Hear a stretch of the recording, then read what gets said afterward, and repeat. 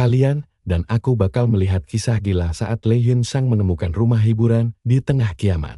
Dua bidadari menyambutnya masuk ke ruang bawah tanah, di mana dia bertemu para pemburu elit.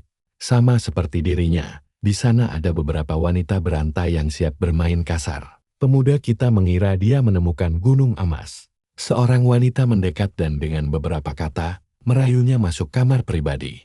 Di kamar pribadi itu, sudah ada gadis lain yang siap ikut bersenang-senang. Lei Yun Sang merasa seperti menang lotre. Sangat tidak disarankan menonton bagian ini di ruang tamu bersama keluarga karena saat si rambut coklat keluar sebentar, gadis genit yang licik ini menunjukkan tatapan nakal yang seolah meminta hukuman. Setelah bertahun-tahun hanya membantai monster, akhirnya dia akan menikmati malam yang indah. Karakter utama kita langsung bersemangat, mengeluarkan cambuk, dan mengayunkannya tanpa ampun hanya untuk pemanasan sebelum bertempur di ranjang dengannya. Namun secara tak terduga, sesuatu yang sangat aneh tiba-tiba saja terjadi. Lengan wanita itu tiba-tiba berubah menjadi cakar tajam dan menjelma jadi monster mengerikan. Begitu wujud aslinya terbongkar, dia berteriak meminta bantuan. Seketika semua gadis seksi di luar langsung berlarian masuk. Mereka semua juga mulai berubah wujud. Si siluman laba-laba mengaku sudah sering mencabik para pemulung. Sementara si lebah kecil meremehkan kekuatan pemuda ini, entah bagaimana dengan kalian. Tapi aku sih tetap mau saja walaupun wujudnya begitu. Mereka semua menyerang bersamaan, mengepungnya. Namun karakter utama kita telah menghabiskan seluruh masa kiamat untuk berburu monster. Sambil tersenyum santai, dia mengeluarkan selembar jimat sakti dari tangannya. Lalu melepaskan ledakan listrik dahsyat yang dalam sekejap mengubah monster-monster seksi itu menjadi panggangan. Pemimpin mereka tidak mempercayai matanya sendiri. Pemuda ini menyapu bersih satu ruangan tanpa menggunakan kemampuan aslinya. Mereka punya taktik menjebak orang dengan janji manis. Padahal aslinya ingin memakan pelanggannya sendiri. Sayangnya, mereka apes karena karakter utama kita adalah seorang Scavenger legendaris. Scavenger adalah serikat orang-orang kuat berkekuatan gila yang menyelesaikan segala masalah dunia. Nah, perhatikan bagian ini baik-baik. Ketika dunia hancur akibat bom nuklir, peradaban manusia diselamatkan oleh Kapten Van Xiaoyu. Berbekal kemampuan bertahannya, dia mengumpulkan banyak barang jarahan. Dia lalu mengambil inti energi dari pemimpin monster itu, kemudian segera pulang menuju kota. Jindu mengunci pintu kamarnya rapat-rapat dengan rantai super tebal. Lalu pergi tidur sambil menggenggam inti energi tersebut. Namun, setiap kali dia terlelap, jiwanya terlempar ke dunia kultivasi misterius. Tempat berkumpulnya naga, monster raksasa, dan makhluk gaib. Kemampuan unik inilah yang membuatnya bisa menimbun begitu banyak barang langka. Di sana, sesosok boneka aneh sudah menantinya untuk menyambut kedatangan sang ketua sekte. Melihat tempat ini, dia teringat saat pertama kali mendarat di dunia asing tersebut. Terbangun di antara tumpukan mayat kering yang energi kehidupannya telah terkuras habis dengan pemandangan bangunan melayang berduri tajam tepat di hadapannya. Kepalanya mendadak pening saat ingatan pemilik tubuh asli masuk, yang ternyata hanyalah budak rendahan pencari harta karun untuk sektenya sendiri. Sang ketua sekt berpura-pura suci, padahal memperlakukan murid-muridnya bagai ternak demi memuaskan ketamakannya. Setelah menyerap seluruh energi kehidupan mereka secara paksa, tubuh tak bernyawa mereka dibuang begitu saja. Bagaikan sampah tidak berguna, pemuda kita kembali menerima kepingan memori lain. Kali ini, menampilkan sosok pria tua yang menceritakan tentang kejayaan masa lalu ketika para master kultivasi berkuasa bagaikan dewa. Dunia dipenuhi prajurit tangguh dan kultivator tingkat tinggi. Dulu, iblis dan manusia bahkan bisa hidup berdampingan dengan damai. Sebelum akhirnya energi spiritual menipis dan mengubah dunia menjadi sangat kacau. Demi menghindari kehancuran total, sang pemimpin menggunakan jurus terlarang untuk menyegel seluruh markas dalam kubah energi dan menguburnya ke dalam tanah, sembari menunggu kedatangan petarung legendaris. Kini, alih-alih Dewa Agung masa lalu, yang tersisa hanyalah sekumpulan kultivator sesat bermuka dua yang sok suci. Padahal tega melahap jiwa serta darah orang tidak bersalah demi menaikkan level. Pemilik asli tubuh Lei Yun Sang dulunya sangat lemah dan tidak punya kekuatan tempur. Tapi sebelum dijadikan tumbal, dia sempat menerima gelang giok misterius beserta koordinat menuju jalan masuk rahasia sekt. Misi rahasia itu pun kini berpindah ke pundak Lee Hyun-sing bersama seluruh ingatannya. Mengikuti petunjuk tersebut, dia kembali ke tempat pembuangan mayat saat pertama kali dia muncul. Di dunia asing ini, sana, dia menemukan sumur gelap dan gelang giok itu menuntunnya menuruni kedalaman. Dia tiba di area mencurigakan dan berhadapan dengan monster tulan raksasa yang mengerikan. Namun pemuda tangguh ini menyadari sesuatu. Kalian pasti penasaran apa yang terjadi selanjutnya kan? Dia membaca mantra kuno untuk menonaktifkan sistem keamanan saat berhadapan dengan cakar tengkorak. Raksasa, hingga kepala monster tersebut langsung memancarkan cahaya terang dan terbelah menjadi beberapa bagian.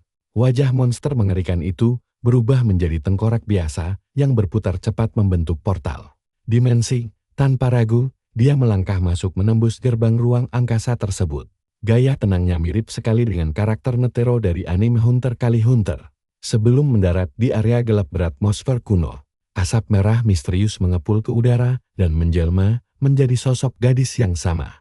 Gadis itu menjelaskan bahwa sebagian kesadarannya tersegel di dalam gelang giok dan baru terbebas. Setelah Lee Hyun-sing mencapai kuil kuno ini, dia pun menceritakan sejarah lengkap dari sang pendiri sekte terdahulu. Seorang jenius yang menciptakan teknik kultivasi penggabungan kekuatan manusia dan kekuatan iblis. Saat monster menyerang tanpa henti, dia menghadapi seluruh pasukan sendirian hanya dengan 2 jurus maut saja. Jurus pertama memusnahkan monster dengan cahaya suci, sedangkan jurus kedua memicu iblis saling hancur sendiri. Meski begitu, jumlah musuh tidak terbatas hingga dia terpaksa mengorbankan dirinya demi menyegel seluruh lembah. Sebelum gugur, dia mengirim gelang giok tersebut keluar dengan harapan ada yang meneruskan warisannya kini. Setelah peri abadi kecil itu terbangun, karakter utama kita resmi menjadi tuan baru tempat legendaris ini. Dia pun menyadari bahwa energi nuklir dan energi spiritual pada dasarnya adalah hal yang sama. Sang peri bertanya kebingungan. Namun karakter utama kita justru dengan santai meminta dicarikan tempat untuk tidur siang. Gadis itu membawanya ke peristirahatan dan berjanji akan menjaga sang tuan selama terlelap. Dia pun memejamkan mata dan tertidur pulas. Namun saat terbangun, dia sudah kembali di sofa rumahnya bersama gelang giok itu. Pemuda ini rupanya bisa menjelajah lintas dimensi hanya lewat tidur. Dia juga menyadari bahwa benda apapun yang dipegangnya saat tertidur akan ikut terbawa bersamanya menuju ke dunia kultivasi tersebut.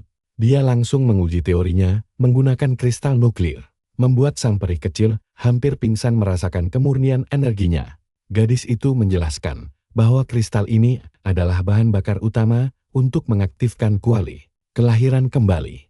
Benda itu merupakan artefak paling curang milik sekte yang bisa memberikan wadah fisik baru bagi para murid berwujud jiwa. Jiwa-jiwa mereka sendiri telah terperangkap di sana selama hampir 1000 tahun. Dan sekarang, karakter utama kita akan segera memiliki pasukan kultivator pribadinya sendiri. Tidak ingin membuang waktu, dia langsung memerintahkan pengaktifan kuali legendaris itu, memasukkan seluruh persediaan kristal nuklirnya. Sambil bercanda, bahwa ini mirip seperti membuka kotak keberuntungan dalam game. Namun sang peri kecil memperingatkan bahwa proses ini akan sangat berbahaya. Tiba-tiba saja, kuali itu meledak dalam kobaran api membara dan burung Phoenix api raksasa bangkit dari abu. Serangan itu terjadi sangat cepat, namun pemuda kita mampu menghalaunya dengan mudah. Di tengah kobaran api, sesosok bayangan misterius muncul, dan dia langsung menyergapnya. Dia mencengkeram leher sosok tersebut. Wanita seksi berselimut api itu kebingungan mengapa pemuda ini tidak hangus terbakar. Dia segera menyadari gelang giok di tangan pemuda itu. Sementara karakter utama kita hanya mengawasinya. Dia mundur ketakutan karena tahu ketua sekte terdahulu sudah tewas. Lalu mulai bertanya-tanya apakah pemuda ini adalah titisan aslinya. Dia menanyakan alasan dirinya dipanggil kembali ke dunia fana ini. Karakter utama kita menjelaskan rencana besar untuk membangun kembali kejayaan sekte mereka ke puncak tertinggi. Namun wanita itu menolak karena tidak tertarik pada hal membosankan. Hingga peri kecil kita menggigit kepalanya dengan kesal. Wanita itu mengamuk murka dan berteriak bahwa tidak ada satu orang pun yang bisa mengaturnya lagi. Namun, karakter utama kita memegang kendali penuh dengan mengaktifkan rantai terkutuk untuk memberinya pelajaran berharga. Melihat rantai pengikat tersebut, Si peri kecil terkejut dan bertanya bagaimana dia bisa mengendalikannya. Pemuda itu akhirnya tersadar bahwa seluruh jiwa di sana terikat pada gelang giok miliknya. Membuat sang peri takjub. Dia memperingatkan bahwa jiwa-jiwa itu milik iblis purba yang hanya takut pada ketua sek. Tampaknya warisan agung itu resmi jatuh ke tangannya. Percayalah, perjalanan kita bersama sang master baru ini bakal semakin seru. Halo kawan-kawan. Mari kita lihat si karakter utama memegang tali kekang spiritual sementara si peri abadi menyuruh gadis kucing memperkenalkan diri. Dia mengaku mantan roh penempat tingkat tinggi, tapi si MC mengancam jika dia tidak berguna, dia bakal dilebur jadi kristal nuklir. Si gadis langsung panik dan memuntahkan semua harta karun jarahannya. Pecut, jimat, hingga pedang-pedang berharga langsung berhamburan keluar kemana-mana. Tapi si peri abadi bilang barang rongsokan itu cuma kelas pengemis. Dia bahkan mengancam bakal mengakhiri hidupnya. Membuat si gadis kucing memohon dan berjanji melakukan apa saja demi sekte.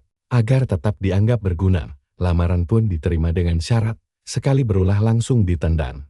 Sekarang, si pemuda bersiap menguji sistem penempaan sekte dan bertanya apa kristal nuklir bisa dipakai jadi bahan bakar. Untuk menampan, si gadis kucing melotot kaget melihat kemurnian energi spiritual buatan itu. Tapi dia girang, karena akhirnya bisa menempa lagi. Ritual pun dimulai di tengah kobaran api dahsyat. Dengan teknik peleburan api, untuk mengubah jarahan tadi menjadi kekuatan baru. Hasilnya adalah jimat langit elang bayangan. Item langka pertama yang langsung diserahkan kepada MC kita. Namun MC menganggap barang itu biasa saja dan langsung menanyakan cara mendapat jarahan. Legendaris, si gadis kucing menjelaskan bahwa gacha legendaris butuh asupan mana yang sangat besar. Dia pun mengaktifkan mode turbo dari teknik penempaannya dan kali ini yang muncul adalah sebuah benih misterius. Si peri abadi mengenali barang itu dan menyebut buah dari tanaman tersebut adalah kelas dewa, tapi prosesnya menguras terlalu banyak tenaga sampai si gagak api pingsan. Kasihan sekali, dia belum makan selama 2 hari dan mananya habis diperas. Jadi pemuda kita menggendongnya untuk istirahat di pangkuannya. Agar dia bisa beristirahat dengan tenang, sekarang MC punya satu mulut lagi untuk diberi makan. Gadis itu tidur sangat pulas sampai alarm kiamat pun tidak akan bisa membangunkannya. Di sini MC sadar bahwa makhluk hidup tidak bisa melewati portal antar dimensi. Nah, kalian pasti penasaran kan, apa langkah gila berikutnya? Benar sekali, dia mendapat ide cemerlang untuk memanggil lebih banyak bantuan saja. Si peri abadi bingung dengan logikanya, tapi siapa dia berani mendebat sang admin? Tiba-tiba kuali kelahiran kembali berguncang hebat, dan entah dari mana 2 roh raksasa langsung baku hantam seru di dalamnya. Pertarungan naga melawan serigala yang saling cakar tanpa alasan jelas. Pemuda kita yang malas ribut langsung melemparkan rantai penyegel untuk menjinakkan 2 calon waifu barunya tersebut. Pada saat itulah, si gagak api akhirnya terbangun dan melihat MC kita langsung membuat masalah baru. Dia mengenali kedua roh raksasa itu seketika dan syok setengah mati. Sedangkan pemuda kita dan si peri abadi hanya bisa melongo kebingungan. Si gagak api menjelaskan kalau mereka adalah naga bersaudara. 2 primadona tercantik dari sekte kuno dulu yang terkenal tidak pernah akur karena sifat mereka yang bertolak belakang.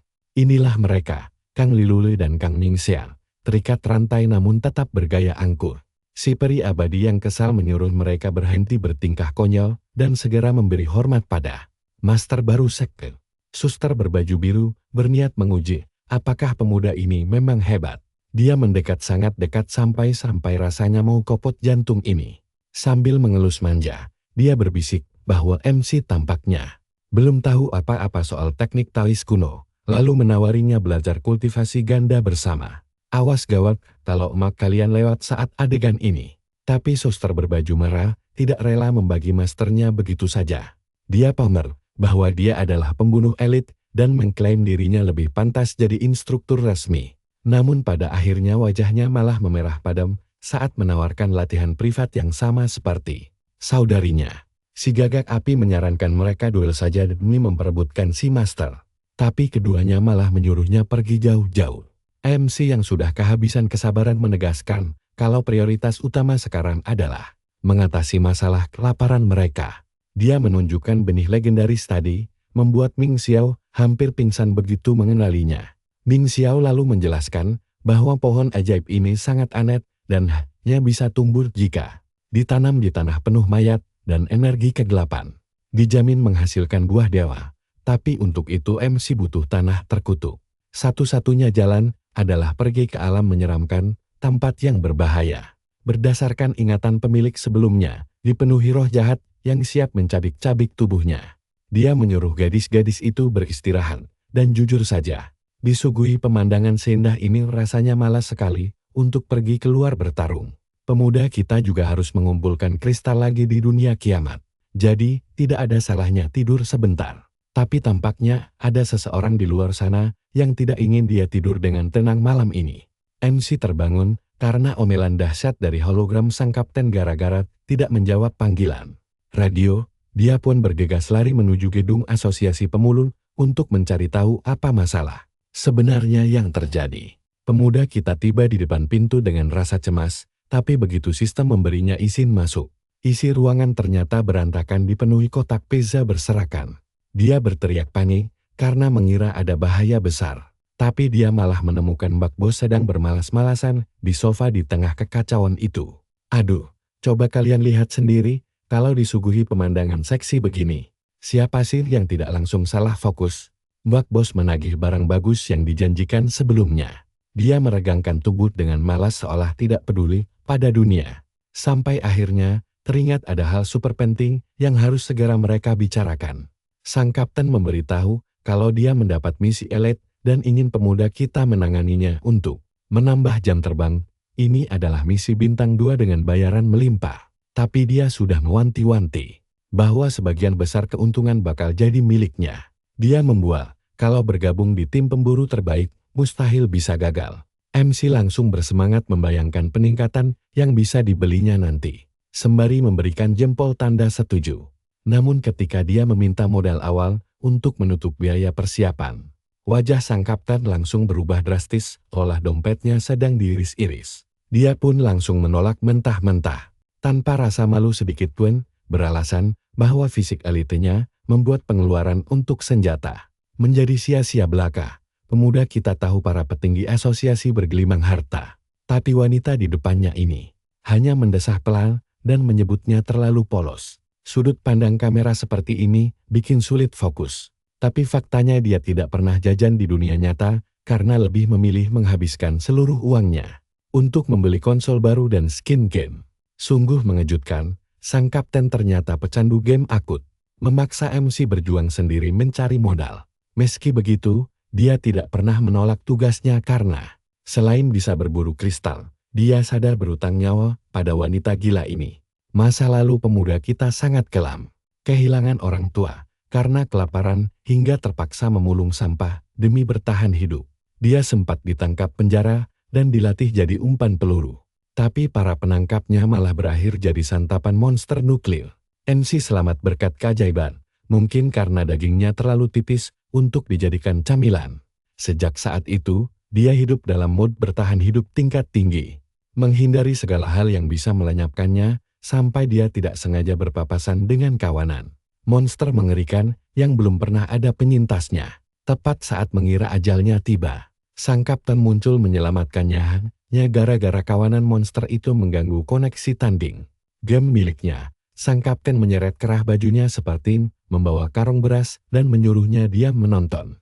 Di pojokan selagi dia mengumpulkan tenaga untuk pukulan maut yang bersinar lebih terang dari monitor komputer. Setelah kejadian epik tersebut, melihat si bocah memiliki nyawa 9. Dia mengajaknya bergabung ke dalam skuad. Kembali ke masa kini, MC tiba menggunakan motor di Institut Penelitian tempat Dr. Su dan tim penyambut sudah menunggu kedatangannya. Dr. Su menyapa pemuda kita dengan sangat ramah dan sopan, serta mengajaknya masuk untuk menandatangani kontrak kerjasama di ruang khusus yang mewah. Pelayan cantik pembawa teh hangat adalah bonus yang tidak boleh dilewatkan. Tapi MC hanya fokus pada rincian misinya. Dokter pun mulai berpromosi dengan menjelaskan bahwa tempat ini adalah lembaga amal yang merawat para manusia binatang terbuang. Dia menceritakan bagaimana kelompok tersebut terus diburu layaknya hewan liar akibat prasangka buruk sosial. dan niat mulianya untuk menghapus gen binatang mereka agar kembali menjadi manusia seutuhnya. Rencana indah itu berjalan lancar tanpa hambatan. Sampai sebuah masalah besar muncul tiba-tiba untuk merusak semuanya. Seekor monster nuklir mendadak mengepung institut ini, membuat siapapun tidak bisa keluar ataupun masuk. Namun di sela-sela penjelasan tersebut, atap bangunan hampir runtuh akibat hantaman keras yang sangat mengerikan. Dr. Su langsung panik histeris karena monster itu kembali menyerang. Nah, sekarang kita tunggu saja kejutan apa lagi yang bakal terjadi di pertempuran seru ini. Sementara para penjaga mulai menembak panik. Nah, kalian harus lihat ini. Begitu MC kita melihat kekacauannya, dia langsung membeku. Ada ular titan raksasa. Kapten jelas-jelas bohong soal tingkat kesulitan misi ini. Sisiknya tebal mirip sirah baja. Jadi, rencana sekarang adalah memancing kemarahannya menjauh dari markas. Dia melewati penjaga dan meminjam granat. Tapi RG malah menguras seluruh stoknya sampai penjaga itu melongo. Dia langsung melempar kado manis itu tepat ke wajah si ular biar dia kepancing. Moncongnya kena hantaman telat dan cowok kita langsung tancap gas motornya buat mengajak monster ini jalan-jalan. Makhluk itu murka setengah mata lalu mengejar si MC sampai ke dasar jurang. Granat berterbangan di mana-mana. Dan si bocah malah terharu banget karena akhirnya bisa menghabiskan amunisi gratisan yang bukan modal dari dompetnya sendiri. Dia rupanya sudah menyiapkan medan tempur di Ray Charles, lalu menyuruh si ular menerima paket combo spesial ini. Si ular pun terkepung ledakan dari segala arah, dan pesta barbeque reptil resmi dimulai. MC langsung mengisi daya serangan berikutnya dengan energi granat dan menerjang maju menggunakan tebasan kilat. Dia memotong tubuh ular raksasa itu hingga menyisakan jejak aliran listrik.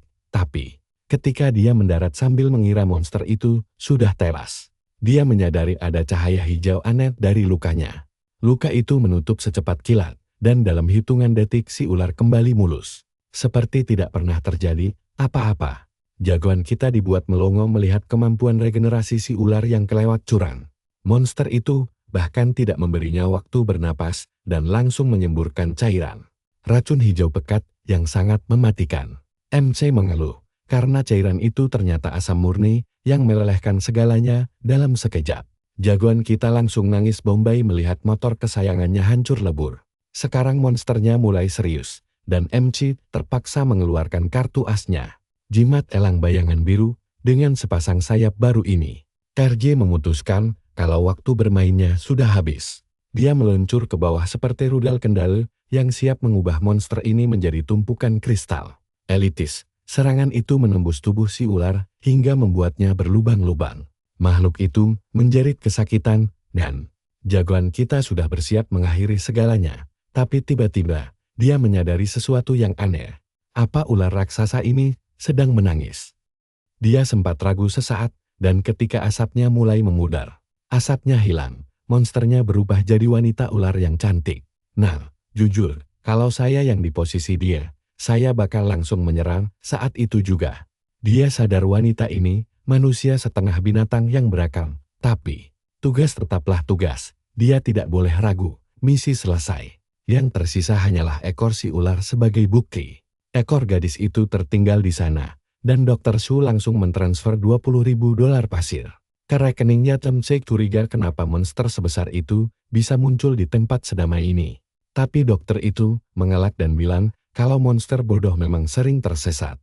Untuk membantunya rileks, pria itu menawarkan 2 asisten khusus. Tapi jagoan kita tidak bodoh dan bertanya apa si dokter ingin menjebaknya dengan hal ilegal ini.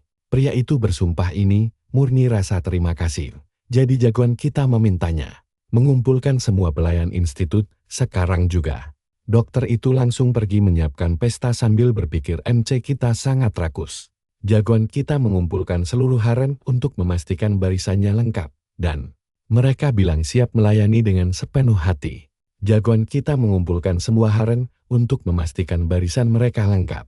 Dan mereka menyatakan siap mengabdi. Kalau saya yang buat video ini, pasti ceritanya berakhir sekarang. Tapi MC kita merasa ada yang tidak beres dan mengaktifkan jimat petir yang menyengat seluruh harem itu, sementara Dr. Su lari ke lab eksperimen anehnya. Ternyata, si tua gila itu Kalian harus lihat ini, si dokter Sokras mencoba menendang karakter utama kita dari server dengan berteriak, tapi karakter utama kita sudah muak dengan omong kosong ini dan langsung membuat si kakek logut dengan satu pukulan telak sampai giginya rontok. Ternyata si kakek sempat menekan tombol darurat untuk memanggil bantuan. Si dokter langsung menyuruh para pelayan menyerang. Tapi karakter utama menunjukkan bahwa dia sudah menghancurkan semua kalung pengendali mereka. Si kakek tua langsung korsleting di tempat. Sekarang kumpulan harem itu telah menjadi pasukan baru pemuda kita. Dan dia sudah tahu kalau institut ini hanyalah kedok untuk menculik gadis-gadis serta menyiksa. Mereka, si kakek memanfaatkan para gadis malang itu sebagai bahan uji coba untuk menimbun hasil eksperimen terlarang. Keadaan kini berbalik dan para gadis itu sangat haus akan balas endam. Sementara itu, si dokter mencoba menceritakan kilas balik sedihnya. Bersumpah bahwa dulu dia sebenarnya sangat ingin menyelamatkan para gadis blasteran dari penindasan. Dulu, si kakek adalah sosok tangguh yang menyelesaikan masalah dengan kekerasan. Menghajar siapa saja yang memperlakukan kaum blasteran dengan buruk. Dia menganggap dirinya sebagai juru selamat dan bahkan mengadopsi seluruh panti asuhan manusia binatang demi membantu mereka. Dia adalah seorang jenius yang hampir memecahkan kode untuk mengubah semua orang menjadi manusia biasa, tapi kemudian semuanya hancur berantakan saat salah satu manusia binatang mengamuk dan mengubah tempat itu menjadi pembantaian massal. Istrinya tewas dan putrinya sekarat di ujung tanduk. Demi menjaga gadis itu tetap hidup, biayanya sangat selangit, sehingga dia terpaksa menjual jiwanya kepada mafia demi membayar semua tagihan rumah sakit. Perhatikan bagian ini, dia berubah jadi master alkimia terlarang dan mulai menimbun uang haram. Dengan menjual esensi gadis malang itu di pasar gelap. Rencana akhirnya adalah menggabungkan gen binatang buas dengan gen anaknya, agar putrinya bisa hidup kembali. Tetapi mencari wadah yang cocok sama seperti mencoba mendapatkan item legendaris dengan peluang 0,1%, sampai akhirnya dia menemukan satu subjek yang sangat cocok. Gadis itu adalah kepingan teka-teki yang hilang. Namun sebelum dia sempat menyelesaikan prosesnya, ular raksasa itu mengacaukan markasnya. Sekarang masuk akal mengapa si kakek sangat memohon agar karakter utama membersihkan peta ini. Meski ompon, si psikopat itu tetap tersenyum lebar seperti orang gila karena jalannya kini mulus untuk memulai eksperimen pamungkasnya. Sistem mengonfirmasi hal tersebut dan ritual pemanggilan terlarang pun dimulai. Ruang laboratorium seketika berubah menjadi pesta radiasi liar penuh energi hijau di mana-mana. Dan pemuda kita segera menyuruh para pelayan menyelamatkan gadis-gadis malang lainnya, karena jika mereka memutus aliran listrik sekarang, sisa server akan hancur total. Namun tiba-tiba, kalian juga merasa ada yang aneh kan? Dagingnya mulai menyatu seperti tanah liat dengan wajah-wajah yang meleleh bersamaan saat si dokter merayakan kesuksesannya. Tapi karakter utama merasa pembaruan ini membawa bug fatal. Makhluk itu mulai berubah menjadi cacat. Sistem mengalami kegagalan kritis dan tubuh tersebut menolak semuanya hanya karena perbedaan 0,01% yang sangat kecil. Monster itu terus berubah menjadi sebuah gumpalan radioaktif raksasa, membuat Dr. Su panik setengah mati karena eksperimennya gagal. Total, tabung kaca mulai retak dan tangan bos monster menembus kaca tersebut.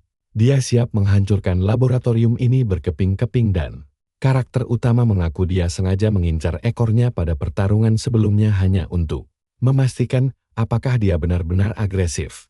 Melihat dari sudut pandang itu, aku paham mengapa karakter utama ingin mendengar kisahnya dari sudut pandang dia. Cerita dimulai di hutan radioaktif tempat kawanan ular mendapatkan peningkatan evolusi.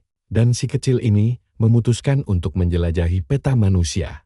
Dr. Su adalah pahlawan masa kecil si kecil ini, dan dia bahkan tumbuh besar dengan melihat wajahnya terpampang di setiap papan iklan kota. Dia ingin membalas budi, jadi dia dan kakak perempuannya memutuskan berkunjung untuk memberi kejutan, namun sambutan yang mereka terima justru sangat mengejutkan. Mereka malah jatuh masuk ke dalam jebakan maut karena panik. Sang kakak yang berkulit putih tidak sengaja menyenggol tumpukan ramuan terlarang. Dan efek mutasi anehnya mengubah dia menjadi sesosok bos penjara tingkat tinggi. Dia pun terbangun dengan tubuh raksasa di tengah hutan. Dan dia hanya kembali ke laboratorium untuk menyelamatkan adiknya tanpa ingin melukai NPC manapun. Karakter utama langsung membongkar fakta bahwa pahlawan palsu itulah yang menyiksa adiknya, menjadikannya kelinci percobaan selama ini. Membuat si kakak sangat terkejut melihat kebohongannya runtuh seketika. Sang kakak yang bermutasi pun menghancurkan sisa laboratorium dengan amarahnya yang meluap-luap. Adegan beralih ke sang kapten yang baru saja. Dan disinilah kita si kapten bangun dengan wajah frustrasi seperti kehilangan pangkatnya. Sedangkan ular hijau kecil sudah menantinya memakai kostum pelayan. Fan Xiaoyu langsung pusing 7 keliling mencoba memahaminya. Kalian harus lihat dari mana bocah ini berasal. Si MC muncul dengan sangat tenang dan bilang misinya sukses besar, bahkan bawa bonus pula. Pada akhirnya, serangan ular putih justru mereset eksperimen sang dokter hingga sang putrinya sadar di tengah reruntuhan, lalu mengungkap bahwa manusialah pelaku pembantaian keluarga mereka dulu. Tiba-tiba, sosok bayangan tentakel jahat menyerang mereka secara brutal. Nah, disinilah bagian serunya, karena para hibrida bertarung sampai napas terakhir demi melindungi si kecil.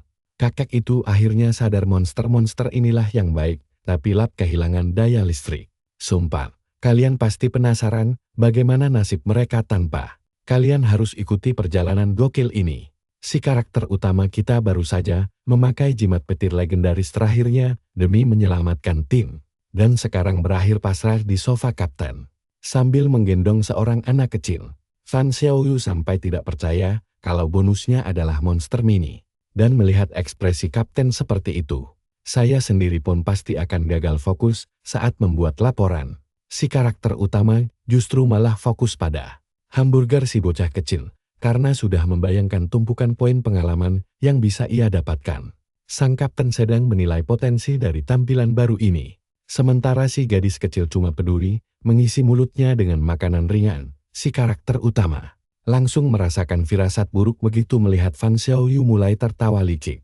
Dia langsung bicara belak-belakan.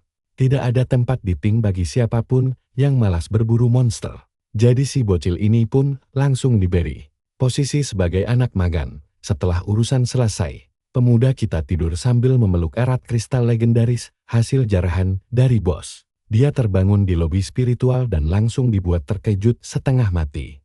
Gagak api tiba-tiba muncul dan berkata dia butuh latihan ganda untuk meningkatkan kekuatannya. Sekaligus memulihkan stamina, si karakter utama langsung mematung dan heran, apakah genre permainan ini mendadak berubah haluan. Si karakter utama langsung membanting kristal besar itu ke meja dan menuntut hasil maksimal. Sementara si cantik mulai meleburnya dengan api spiritual tingkat tinggi. Prosesnya sangat menegangkan hingga energi murni membentuk bayangan tepat. Di hadapan pemuda kita, item tersebut mengenali si karakter utama sebagai pemilik server dan pelindung baja itu langsung menyatu dengan tangannya, kilau khas barang mahal toko premium.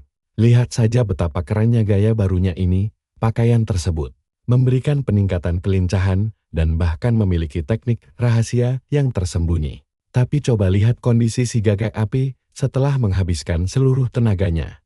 Latihan ganda itu membuat si cantik memohon ampun kelelahan. Kisah petualangan ini memang luar biasa, tapi si cantik sampai terkapar di lantai dan menyerah karena 5 ronde berturut-turut.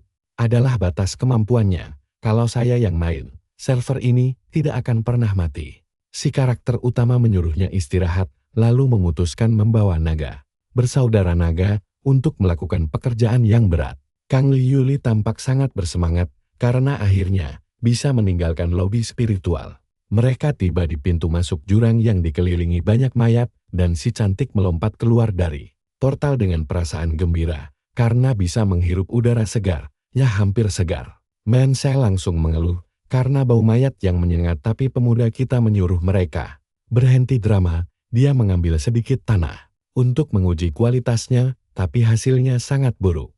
Tanahnya kering dan tidak berguna untuk benih dewa. Nah, bersiaplah, karena bahaya besar tiba-tiba datang mendekat dan si cantik langsung menarik si karakter utama untuk bersembunyi.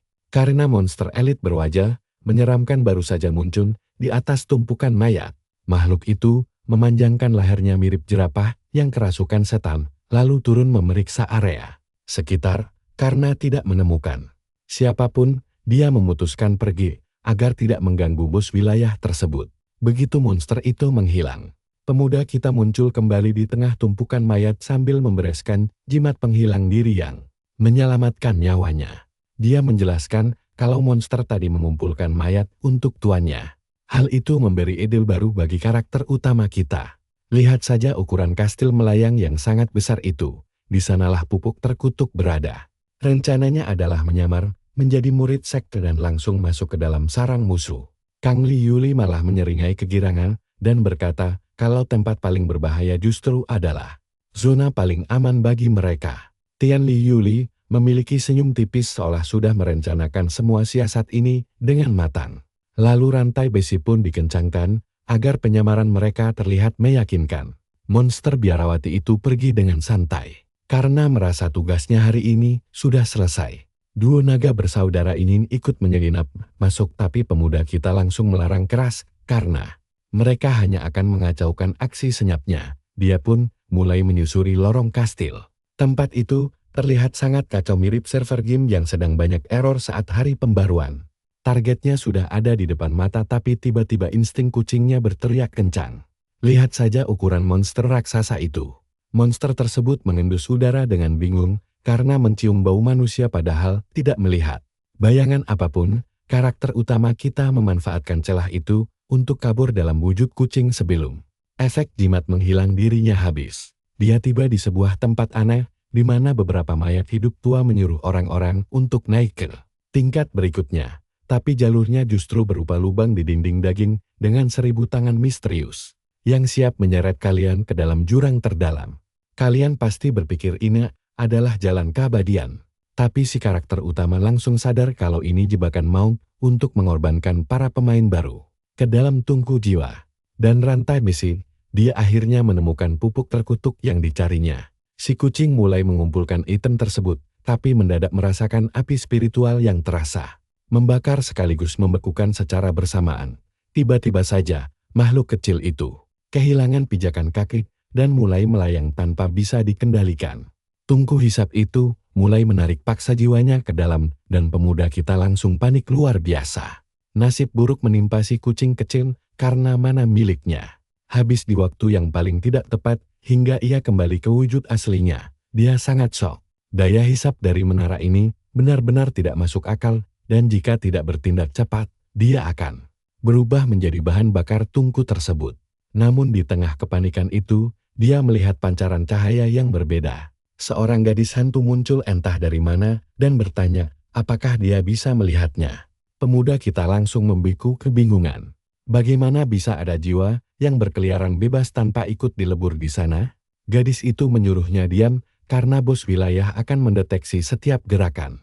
Dia mengaku sebagai roh penunggu tungku tersebut dan langsung menawarkan kesepakatan menarik. Rupanya dia ingin kabur dan pemuda kita adalah kunci penyelamatnya. Gadis hantu itu memperkenalkan diri sebagai Xiao Jing dan bercerita bahwa dulunya dia adalah pusaka paling langka di sektinya dahulu. Pusaka tersebut bisa mengubah monster menjadi pil peningkatan level dan memberikan peningkatan kekuatan luar biasa. Sayangnya, masa kejayaannya telah berakhir setelah jatuh ke tangan penjahat tingkat tinggi yang menyegelnya. Demi membuat pil jahat, gadis malang itu disiksa demi keuntungan pribadi sang musuh. Karena lelah hidup sebagai budak spiritual, dia berjanji akan menjadi asisten setia pemuda kita jika dibebaskan. Karakter utama kita langsung terdiam mendengar tawaran menarik tersebut, menyadari kalau pilar raksasa yang hampir menelannya tadi sebenarnya adalah jarum penyegel yang menancap di dada si gadis kucing. Gadis hantu itu menjelaskan kalau tiang besar itulah yang menahannya selama ini. Dan pemuda kita langsung panik sambil menegaskan bahwa dia tidak berniat mencari kesempatan dalam kesempitan. Dia hanya bingung bagaimana cara membantunya. Mendadak sabuk pusakanya bersinar terang dan dia langsung memegang erat Xiao Jing agar tidak terhisap kembali ke pusat tungku. Pemuda kita langsung beralih ke mode serius dan memanggil lengan mekanik bayangan untuk membantu. Dia juga mengeluarkan sebuah pedang legendaris raksasa langsung dari dalam tas inventarisnya. Pedang itu jatuh menghantam tanah dan menghancurkan rantai iblis yang mengikatnya. Matanya kini tertuju pada barang jarahan. Untuk menyelesaikan pekerjaannya, si karakter utama mengeluarkan cambuk kebenaran dan melilitkannya ke pilar besar tersebut. Dia bermaksud mencabut duri raksasa itu dari tangannya. Tenaga pemuda kita hampir habis hingga Xiao Jing mulai merasa cemas. Tapi dia kemudian mengeluarkan pil penguat yang sebelumnya dibuat oleh si gagak api. Meskipun memakai item langkah terasa rugi. Mendapatkan rekan pendukung cantik yang bisa menghasilkan harta tanpa batas tentu sangat sepadan. Dia menelan pil itu dan kekuatannya langsung melonjak ke mode mengamuk. Suhu tubuhnya meningkat drastis hingga membuat si gadis kucing terkejut saat ia menarik paksa pilar raksasa itu dan menghancurkan segelnya dengan sekali hentakan kuat layaknya pemain peringkat. Teratas seketika mengguncang seisi server. Xiao Jing akhirnya bebas dari jeratan rantai penyegel dan langsung memeluk leher pemuda kita sambil bersumpah setia selamanya. Peningkatan yang luar biasa bukan? Dia berhasil mengamankan jarahan utama berupa tunggu ajaib tersebut. Tas inventarisnya sekarang sudah penuh. Tapi masalah terbesarnya adalah bagaimana cara keluar dari peta berbahaya ini dalam keadaan hidup. Tiba-tiba saja, monster elit berwajah mengerikan muncul di belakangnya mencari pencuri. Sosok kultivator aneh itu terlihat sangat menyeramkan seperti makhluk dari neraka dengan leher panjang. Si karakter utama membeku seketika karena keributan tadi membangunkan monster kuat yang seharusnya tidak boleh diganggu sama sekali. Makhluk tingkat tinggi ini mengumpulkan sari tulang manusia untuk menaikkan levelnya. Monster aneh itu mengenali wajah pemuda kita. Dia membuka mulut lebarnya dan menuntut penjelasan bagaimana seorang pemula bisa melepas segel jarum tersebut.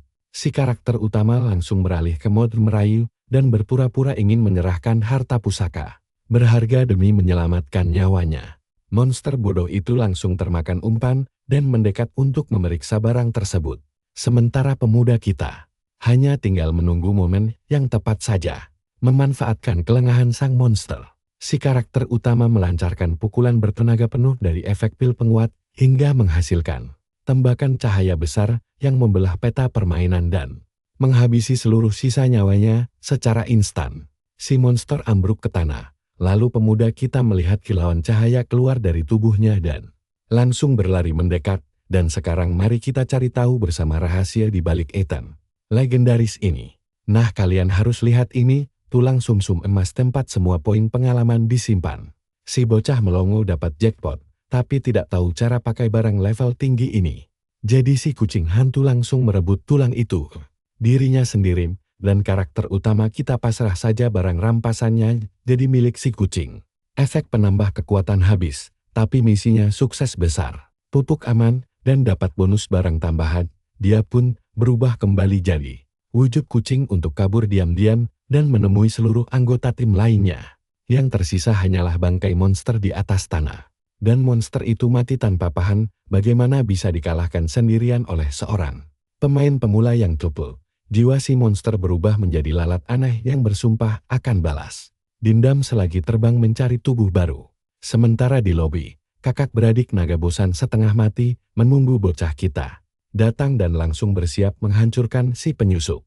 Tapi, makhluk itu menghindar dan memutuskan tubuh Li Yuli akan menjadi wadah barunya.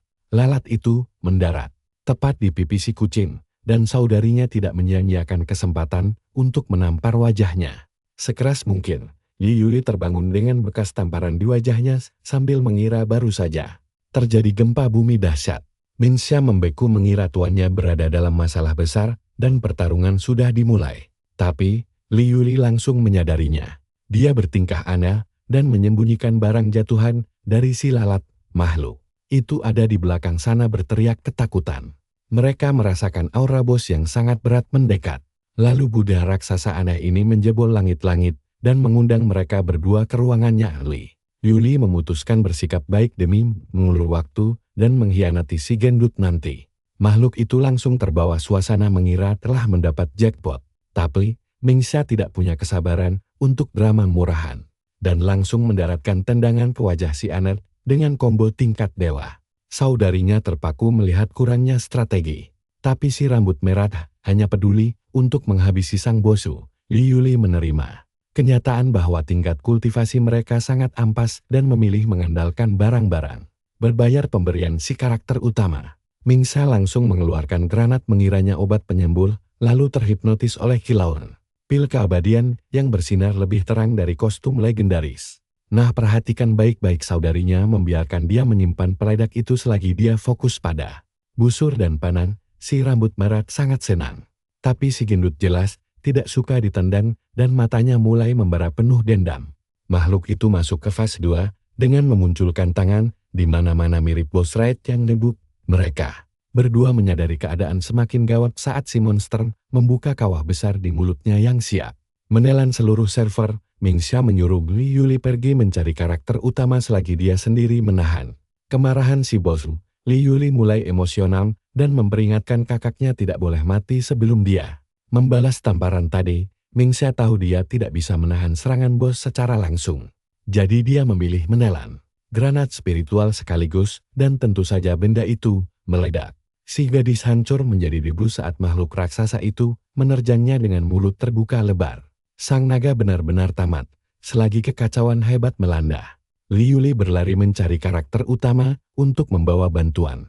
Dan saat dia merasakan aura kakaknya lenyap, dia akhirnya merasa lega karena latihan kerasnya sebagai pembunuh bayaran papan atas tidaklah sia-sia. Kita melihat alam bawah sadar si rambut merah dan roh monster serangga muncul menertawakannya.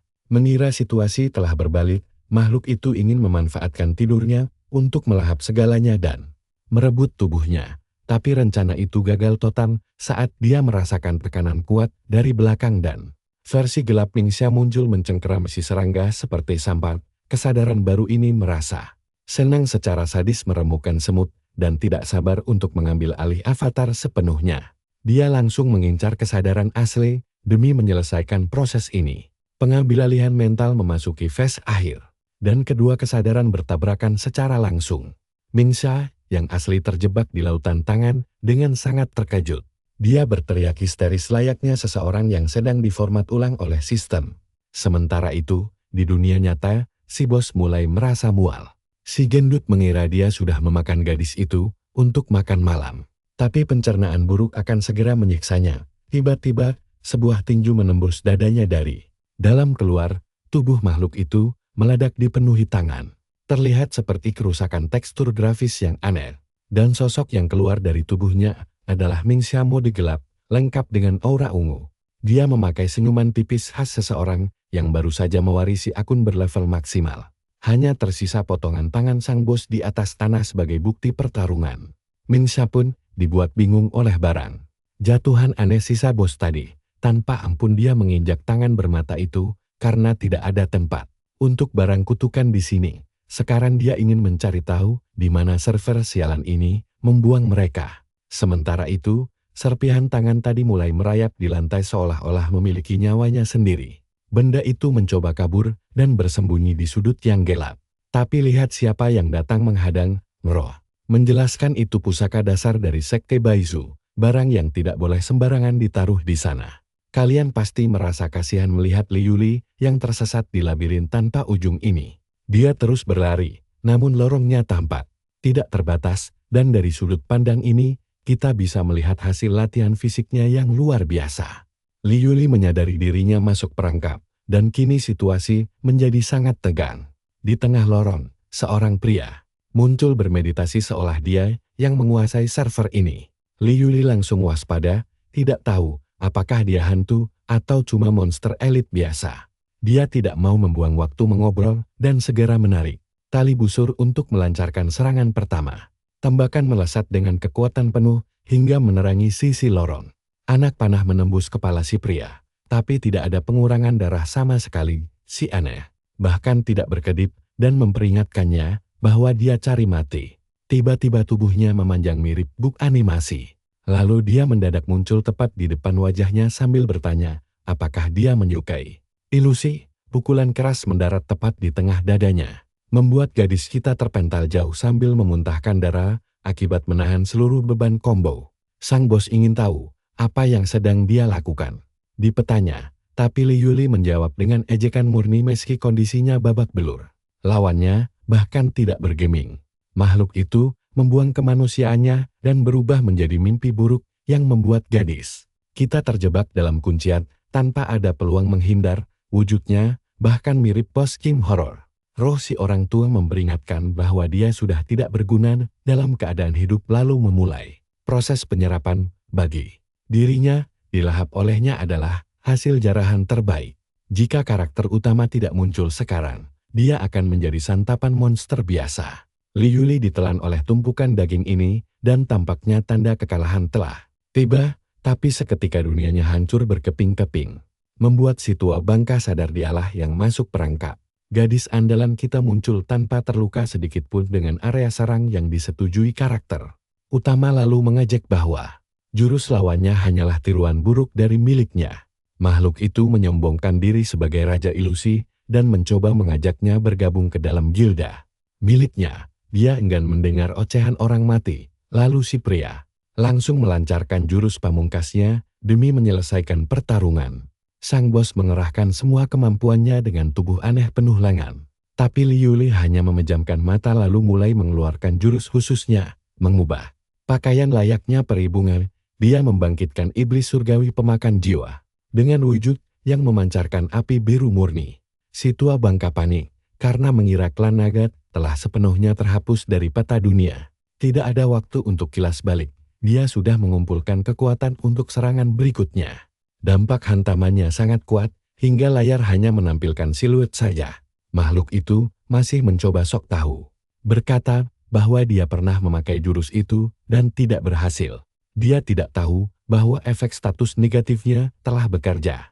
Kepala sang bos meledak dalam semburan energi gelap, sementara gadis andalan kita tetap melayan, membuktikan bahwa akun level rendah tidak bisa mengalahkan kemampuan legendaris. Li Yuli menjelaskan bahwa darah naga adalah penangkal paling ampuh untuk segala ilusi. Dan sang bos sudah tamat sejak awal.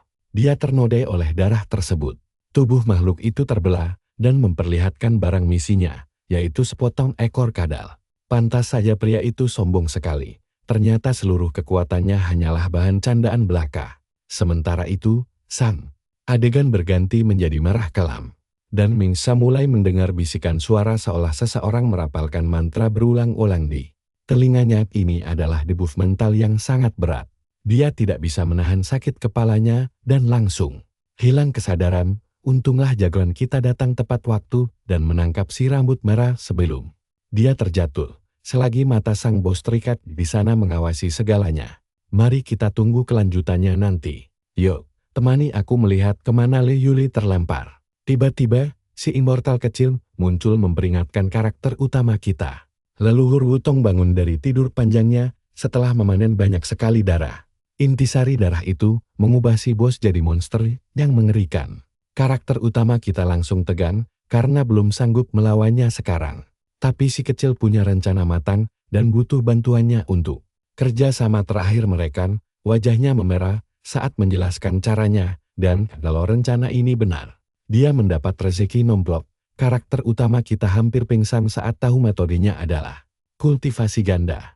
Di tengah kekacauan ini, tanpa menunggu jawaban, si kecil langsung masuk ke pikirannya untuk memulai prosesnya. Seketika, realitas hancur dan karakter utama kita berpindah ke ruang mental yang mirip lobi mewah. Dia menjelaskan hanya di sinilah mereka bisa meningkatkan kekuatan karena dia cuma roh artefak. Di ruang mental ini, semua barang misinya dipajang.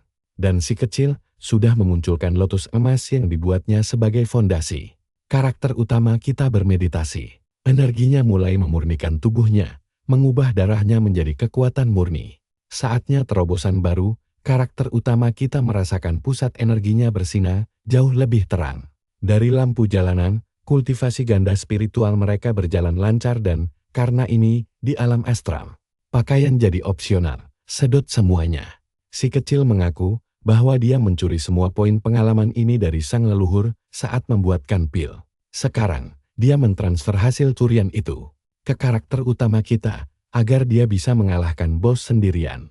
Si kecil memperingatkan bahwa proses pertama ini agak sakit, tapi dia harus menahannya. Cahayanya menjadi sangat menyilaukan dan peningkatan terakhir pun berhasil.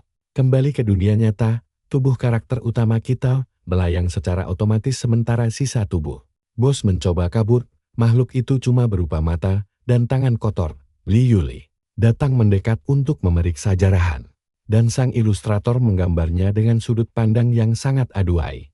Dia heran, apakah karakter utama kita pingsan gara-gara si bos? Sementara tangan itu kabur dan mendarat tepat di depan si rambut merah, kena serangan balik yang tak terduga. Saat dua bersaudari itu bingung, karakter utama kita malah asyik tertidur dan memimpikan proses kultivasi barusan langit. Mulai meneteskan darah, berupa simbol kuno dan suasana damai langsung hancur total.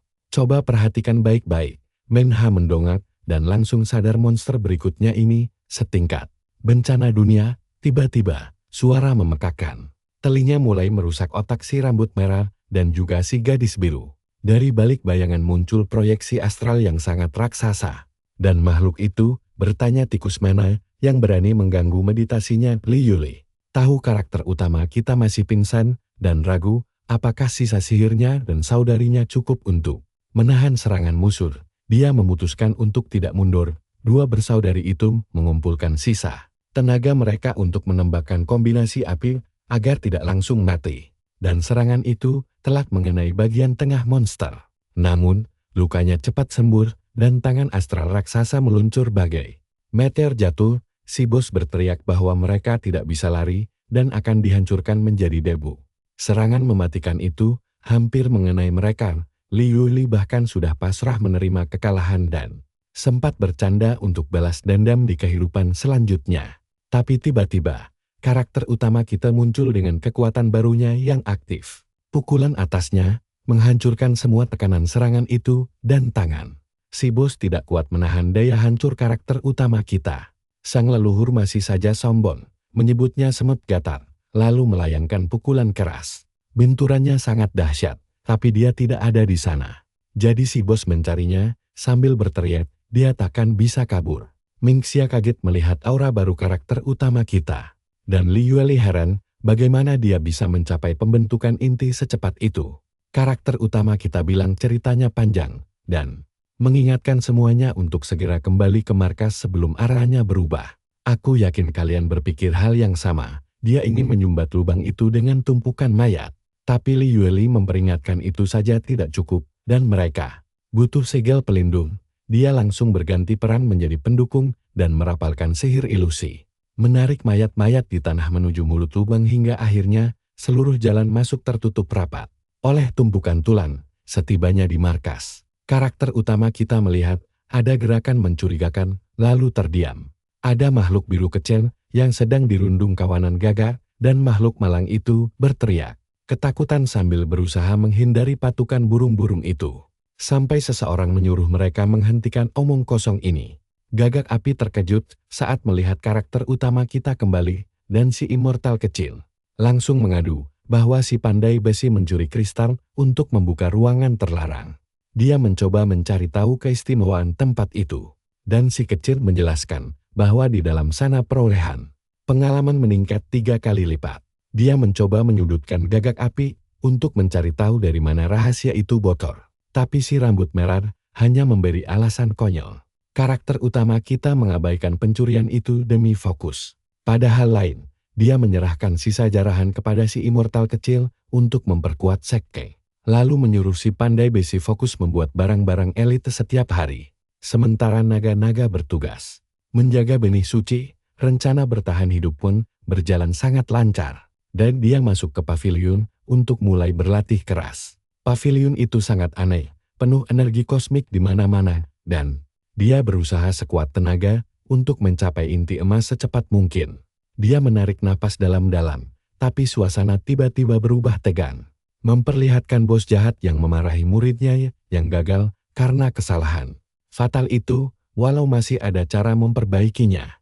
Dia memanggil larva lipan yang aneh dan menjelaskan bahwa lipan bencana ini akan digunakan untuk menyusun ulang tubuh orang tersebut. Makhluk itu mulai menyatu dengan daging si pria dengan cara yang menjijikkan, menghasilkan wujud monster aneh yang dipenuhi mata di sekujur tubuhnya. Sang bos berkata waktu makin sempit dan tugasnya sekarang adalah memburu karakter utama kita. Sementara itu, seorang pemulung terbang secepat roket, bertingkah sombong di langit karena baru membeli ransel jet bekas yang mahal. Tapi karakter utama kita muncul tepat di belakangnya, berselancar di atas pedang terbang, membuat orang itu hampir jantungan. Dia mencoba memacu kecepatan maksimal, tapi karakter utama kita berada di level berbeda karena kultivasinya sudah menyatu sempurna dengan tubuhnya mereka. Tiba di kedai pemulung, dan si pengguna ransel jet mendarat terburu-buru agar jadi yang pertama. Dia masuk sambil menyombongkan kecepatannya. Di dalam, para pelayan berkostum koboi datang mendekat untuk menyapa. Mereka, aturannya jelas, pengunjung biasa tetap di lantai dasar, dan hanya anggota khusus yang boleh naik ke atas. Si pengguna ransel jet hanya bisa gigit jari sambil bermimpi suatu hari nanti mencapai peringkat A untuk pamer. Karakter utama kita sendiri tidak peduli dengan kemewahan dan hanya memesan bir hitam serta makanan berat dari bartender. Pelayannya bernama Hua, seorang pria hebat yang bahkan bisa menyajikan minuman dengan sangat lincah, dan dia langsung mengenalinya. Dia berkata potensi hebatnya terbuang sia-sia di sini dan memujinya karena berhasil mengalahkan 5 monster sendirian dalam misi bintang 2 yang sulit. Sekali, karakter utama kita tetap rendah hati dan mengaku hanya petualang peringkat C biasa yang kelaparan. Si rambut merah pengguna ransel jet mendengarnya dan hampir tersedak saat menyadari kekuatan aslinya Hua. Tertawa dan mengingatkan bahwa hadiah terakhirnya $5.000 pasir. Tapi dia menyahut bahwa kapten mengambil 70% dan sekarang dia menginginkan misi bintang 3. Dia tahu uang bukanlah masalah utama baginya saat ini, melainkan kristal raksasa untuk memperkuat para gadis dan bersiap menghadapi bos berikutnya. Bartender mengira sang kapten adalah tentara bayaran, tapi memperingatkan bahwa peringkat C tidak bisa menyelesaikan misi level 3 sendirian. Dan si rambut merah bahkan langsung pucat saat mendengar nama kapten berperingkat tes itu. Dia tiba-tiba tersenyum lebar seolah baru menemukan penyelamat hidupnya, lalu memperkenalkan dirinya sebagai Lu Latian untuk mengajak kerja sama. Pria itu bagian dari klan nomor 1 beranggotakan hampir 200 orang. Dan karakter utama kita menerima ajakan itu sambil tetap bersikap biasa saja. Si pengguna ransel jet sangat gembira, mengira mereka berdua akan menyapu bersih seluruh peta. Tapi Hua memperingatkan bahwa untuk misi ini, sistem lobi mewajibkan adanya kelompok beranggotakan 3 orang. Saat mereka berdua menoleh ke belakang, muncul Lin Yi, petualang peringkat C yang terlihat imut seperti karakter anime. Si pengguna ransel jet langsung luluh dan mengajaknya bergabung ke kelompok. Saat itu juga, tim sudah lengkap. Mari kita lihat misi tersulit apa yang akan diberikan Hua untuk mereka babat habis. Bartender itu pun hanya bisa geleng-geleng kepala melihatnya. Ikuti terus petualangan ini, kita bakal melihat si gila yang mirip kaptennya ini. Dia menunjukkan kontrak mencari anak-anak yang hilang di hutan Aner dan memperingatkan tempat itu berhantu, hantu dan monster. Jagoan kita langsung menyanggupi kontrak itu dengan suara lantang. Misi pun resmi diterima, meskipun si rambut merah ketakutan setengah mati dengan hal mistis. Si rambut merah khawatir, apakah gadis imut itu sanggup menghadapi bahaya? Tapi bartender memperingatkan bahwa waktu mereka hampir habis. Dia menunjukkan peta dengan rute gurun paling berbahaya bagi mereka, jalur aman. Memakan waktu 10 jam penuh, yang berarti misi bakal gagal total. Tapi Ling Yui justru berpose seolah memiliki barang premium rahasia. Dia mengeluarkan udang bercahaya dari inventarisnya dan mulai memanggil Xiaolan seperti memanggil seekor anak anjing peliharaan. Tiba-tiba, sistem menyala terang dan portal langit terbuka lebar. Paus bintang raksasa muncul menjadi transportasi tim mereka teman-temannya. Melongo melihat si pemula memiliki tunggangan tercepat di dalam game ini. Si rambut merah langsung mengira dia adalah sugar mama legendaris karena hewan peliharaan mahal. Itu, sementara Ling Yue tersipu malu dan berkata hewan itu hanyalah teman biasa. Saat pria jetpack kepayahan, jagoan kita menggendong si gadis di atas pedangnya. Di atas paus raksasa, rasanya sangat stabil. Dia menjelaskan bahwa Xiaolan lambat, tapi tahu jalan pintas rahasia di peta. Makhluk itu melesat cepat dan membuka celah dimensi di tengah awan. Pemandangan berubah menjadi kekacauan distorsi ruang yang aneh. Jagoan kita merasakan aliran energi jahat dari hutan hampa terdekat. Peta baru pun terbuka. Jagoan kita dan timnya akhirnya mendarat. Atmosfer di tempat ini terasa luar biasa mencekam. Si pemula mulai gemetaran ketakutan mengingat beberapa kisah horor tentang peta ini. Katanya ini dulunya adalah hutan keajaiban tempat manusia hidup dengan damai di sebuah desa. Mereka berbagi wilayah dengan para manusia binatang secara rukun. Tapi suatu malam situasi berubah dan semua orang tewas mengenaskan. Para pemulung membantai manusia binatang karena menuduh mereka pelakunya. Padahal seorang gadis kecil melihat hantu merah mengawasi segalanya dari jauh. Nah, kalian harus perhatikan bagian ini dengan teliti. Cerita menyeramkan ini datang dari sumber terpercaya, yaitu kapten paranormal yang sangat terkenal bernama Huan Ying, yang dikenal sangat galak dan memiliki kemampuan hebat. Pria itu hampir menganga saat mendengar nama sang peramal. Lalu Ling Yue dengan cepat menjelaskan bahwa wanita itu adalah pemanggil roh terhormat. Tiba-tiba, mereka melihat sosok murid sekolah bergerak melintasi semak-semak. Jagoan kita langsung mencabut senjatanya dan menyuruh seluruh anggota tim untuk mengejar anak misterius itu. Jejaknya mengarah ke sebuah gedung kosong di tengah kegelapan malam. Itu adalah gedung sekolah yang seharusnya tidak ada di tempat ini, dan di atas sepasang mata merah mengawasi jagoan kita. Jagoan kita menyuruh timnya masuk dengan cepat untuk memeriksa keadaan, tapi saat melangkah masuk, pintu langsung tertutup keras. Semua orang terkejut. Di luar, tanaman merambat aneh, mulai merambat liar dari dalam tanah, dan dalam hitungan detik menyegel seluruh gedung. Jagoan kita menggunakan cahaya jam tangannya untuk melihat dalam gelap. Namun dia menyadari kalau seluruh anggotanya tiba-tiba telah menghilang. Dan gelang komunikasi kehilangan sinyal sama sekali. Suara tawa kecil mulai menggema di koridor. Dia bertanya siapa di sana, dan malah berhadapan dengan siluet kaku. Ternyata itu hanyalah tumpukan manekin yang terasa 1000 kali lebih menyeramkan. Jagoan kita bersiap siaga karena mendengar suara aneh. Dia memutuskan tetap waspada tanpa menyadari ada bayangan raksasa tepat di belakang tubuhnya. Begitu instingnya beraksi, seorang gadis kecil menangis sambil memegang lengannya, memohon untuk dibawa pulang. Jagoan kita merasa aneh, karena radar miliknya sama sekali tidak mendeteksi ancaman berbahaya. Sinyal musuh nihil. Dia mencoba menenangkan si gadis dan bertanya kenapa bisa ada di sini. Katanya, hantu muncul saat kelas berlangsung hingga semua orang panik berlarian. Jagoan kita bertanya tentang yang lain. Dan dia bilang bos menangkap semuanya, kalian pasti berpikir ini jebakan, kan? Sementara itu, Liu Xiaobei Lutian malah tersesat di koridor gelap sambil berteriak memanggil timnya.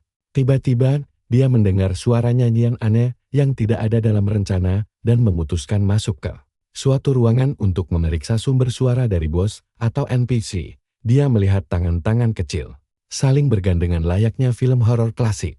Membuat area sekitar terasa mencekam dengan nyanyian anak-anak dalam kegelapan. Di lantai, dia melihat Ling Yue pingsan dan dikelilingi anak-anak itu. Si rambut merah langsung mengamuk demi menyelamatkan rekannya. Anak-anak itu menunjukkan wajah monster dengan senyum mengerikan. Lalu dia melancarkan tebasan kuat untuk melenyapkan hantu-hantu itu sekaligus.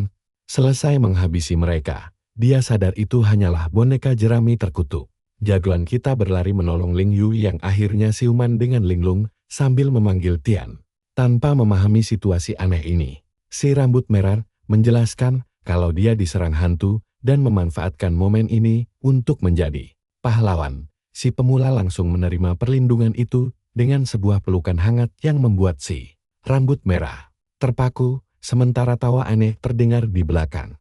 Wajah gadis itu berubah mengerikan, dan tentakel hitam mulai menyedot darah si rambut merah. Sungguh malang, seluruh tubuhnya kini terlilit akar pohon.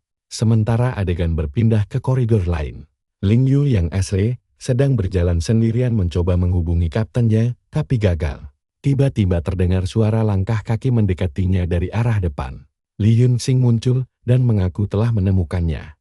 Tapi si gadis bingung, karena ada dua jagoan kita di sana. Keduanya berdebat. Hingga tiba-tiba salah satunya terkena pukulan keras tepat di wajahnya, yang tembus begitu saja karena klon itu terbuat dari asap. Jagoan kita mencoba melindunginya dan menyuruhnya berlindung.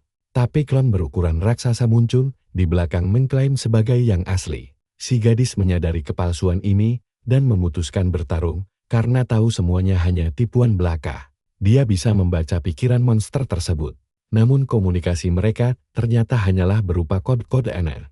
Dan makhluk-makhluk itu terus berhalusinasi kalau mereka adalah karakter utama yang asli. Dia bahkan teringat saat memarahi babi peliharaannya agar berdit supaya tidak dipotong menjadi daging asap nanti. Dia menjelaskan bahwa dia bisa membaca pikiran monster nuklir sejak kecil. Tapi klon aneh jagoan kita ini tidak mengikuti aturan. Melihat situasi memburuk, dia memanggil Xiao Li untuk membantunya. Babi hutan raksasa itu langsung menerobos masuk untuk menyerang. Monster itu tanpa ampun mulai menghancurkan bayangan di dinding dengan brutal. Amarahnya benar-benar meledak-ledak tanpa ada rasa kasihan sedikit pun. Klon-klon itu kabur dan si gadis terheran-heran karena semuanya terasa begitu mudah. Setelah itu, gadis lain muncul membuka jalan dan memandu jagoan kita menuju lokasi rahasia misteri tersebut berada. Saat tiba di pusat masalah, atmosfer di sana terasa sangat mencekam. Gadis kecil itu menangis meminta tolong diselamatkan. Namun jagoan kita sudah menyadari tipu muslihatnya dan langsung memotong ucapannya. Dia tahu gadis itu tidak memiliki jiwa sedikit pun. Jadi semua ini hanyalah jebakan belaka untuk memancingnya. Jagoan kita melangkah ke sarang musuh dengan aura membara di tubuhnya. Dia melihat anak-anak terperangkap di dalam kepompon, termasuk wajah yang sangat dia kenal. Namun pemilik tempat tidak menyukai tamu. Akar-akar pohon mulai menyatu menciptakan monster raksasa yang sangat mengerikan. Membuat jagoan kita tampak kerdil seperti mainan. Makhluk itu mencoba menghancurkannya. Tapi refleks jagoan kita sangat cepat dan dia langsung melepaskan tebasan aura untuk membuka jalan keluar dari sana.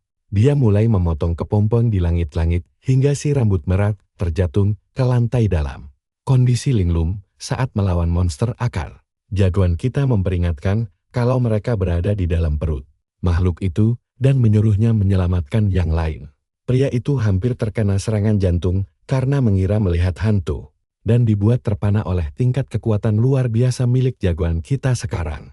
Tapi tidak ada waktu istirahat, karena monster ini bisa membaca pikiran dan meniru trauma mereka. Makhluk itu mencari ketakutan terdalam di kepala mereka, namun Ling Yue kembali membawa babinya untuk menyamakan kedudukan dalam pertarungan.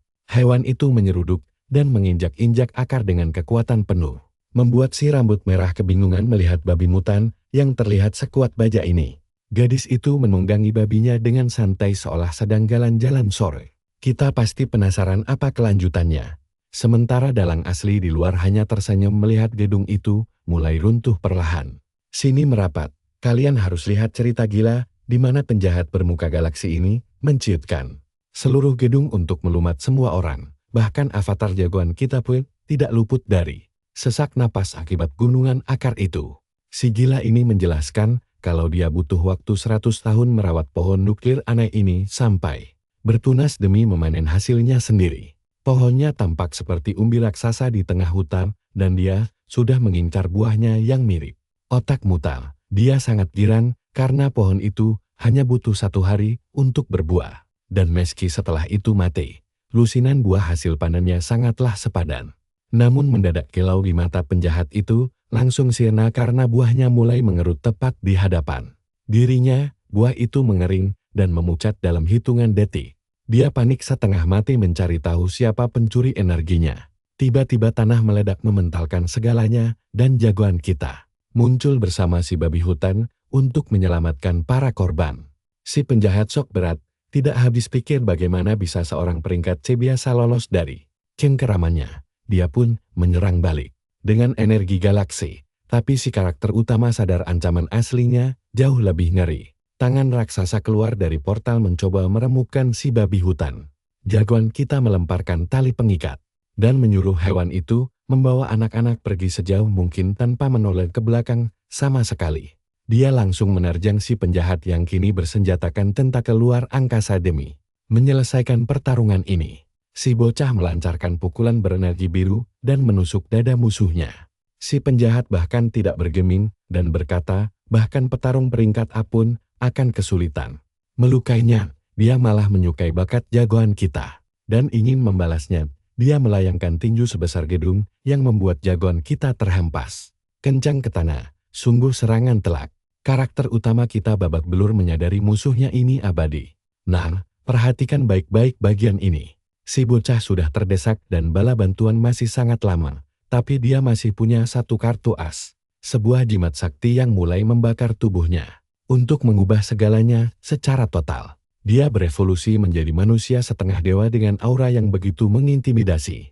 Si musuh malah girang melihat perubahan ini dan merasa pertempuran sungguhan baru saja dimulai. Dia meluncurkan tinju kosmis lagi untuk menguji wujud baru si bocah. Jagoan kita sekarang berada di level yang berbeda dan terbang langsung menerjang si penjahat. Gerakannya begitu cepat sampai si gila tidak sempat melihat arah datangnya serangan pedang baru. Yang mengabaikan pertahanan ini, lawan mencoba bangkit, tapi tekanan aura si bocah terlalu gila. Keduanya bentrok dan menciptakan gelombang kejut yang dahsyat. Kecepatan murni dari jagoan kita langsung menembus tubuh musuh layaknya kertas. Membuat pertahanan Logan tebalnya hancur tidak bersisa begitu saja. Namun, karakter utama tahu waktunya sangat tipis dan harus segera mengakhiri ini. Tubuh si penjahat hancur berkeping-keping di tanah, sementara jagoan kita mendarat dengan gaya yang sangat keren. Tapi makhluk aneh itu rupanya mirip Merkuri hidup yang bisa menyatukan diri kembali.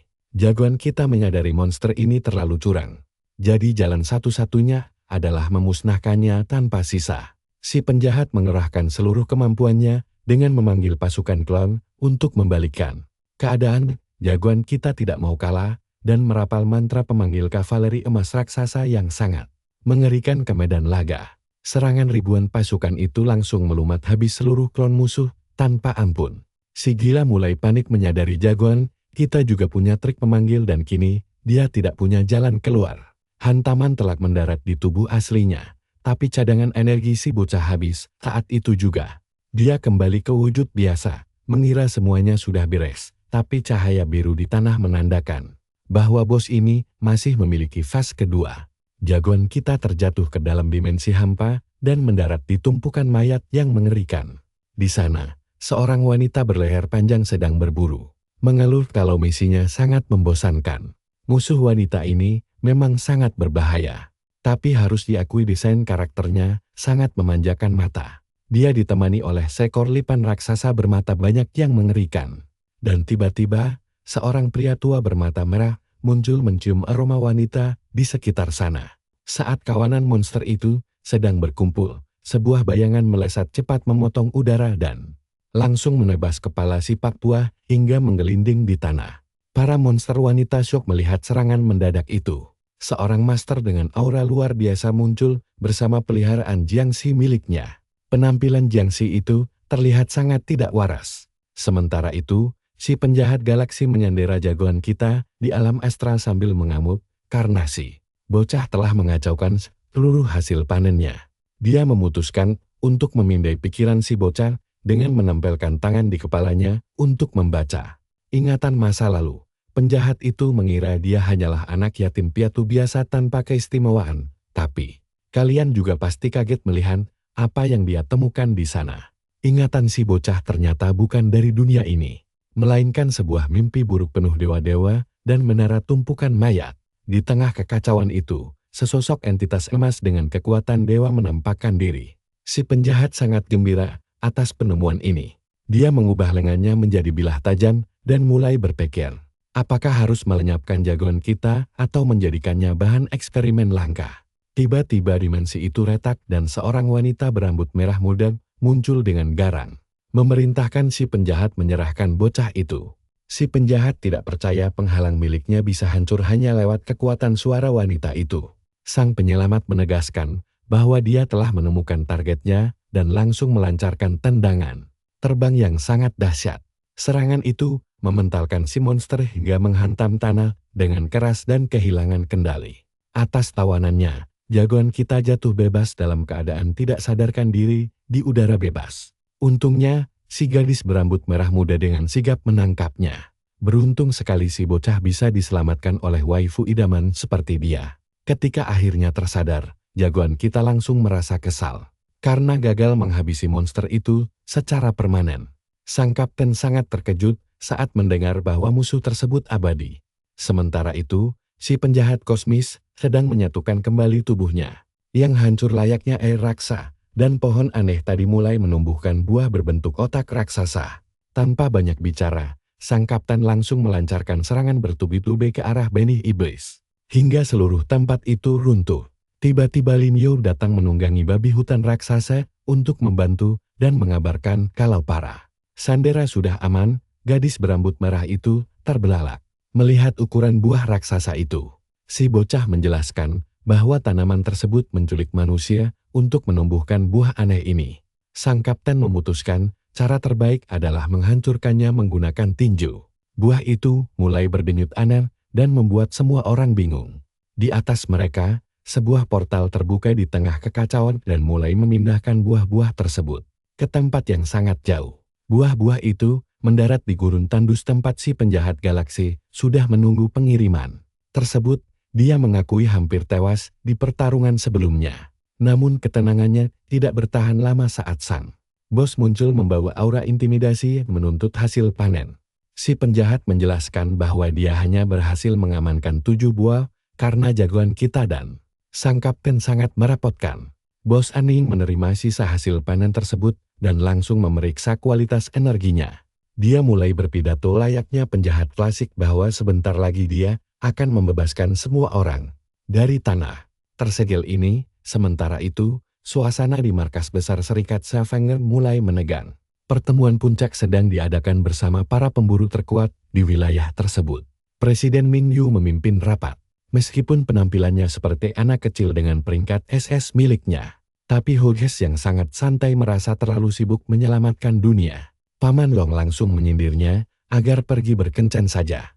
Hoges tidak menyangkal dan menyebut itu cara terbaik memulihkan energinya. Gadis kucing bertanduk tampak kebingungan, sedangkan sang kapten malah tertidur pulas sampai meneteskan air liur di tengah rapat penting ini. Presiden memutuskan membiarkannya agar rapat bisa terus berjalan secara fokus.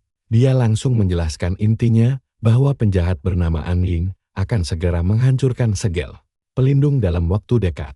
Suasana pun jadi sangat tegang. Tapi bagaimana akhir dari perang besar ini? Pantau terus kelanjutannya, karena kalian dan saya pasti tidak mau melewatkan pertempuran epik yang akan segera pecah. Yuk ikut gua masuk ke petualangan gila ini. Di mana si bos bisa ngeratain sisi ruangan sambil ketawa. Semua orang udah mikir ini bakal game over, dan si bocah langsung mengonfirmasi hal itu.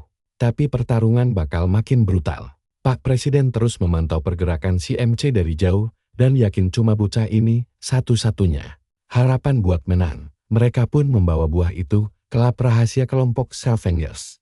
Lab bawah tanah itu langsung kedatangan si MC yang penasaran setengah mati tentang buah aneh tersebut. Dokter Guo langsung mengutu buku dan ngejelasin kalau benda itu ternyata punya kesadaran sendiri. Sementara itu, Ling Ye cuma bisa melongo melihat ukuran raksasa buan di dalam tangki. Si MC makin bingung. Jadi sang dokter langsung to the point menjelaskan soal pohon nuklir.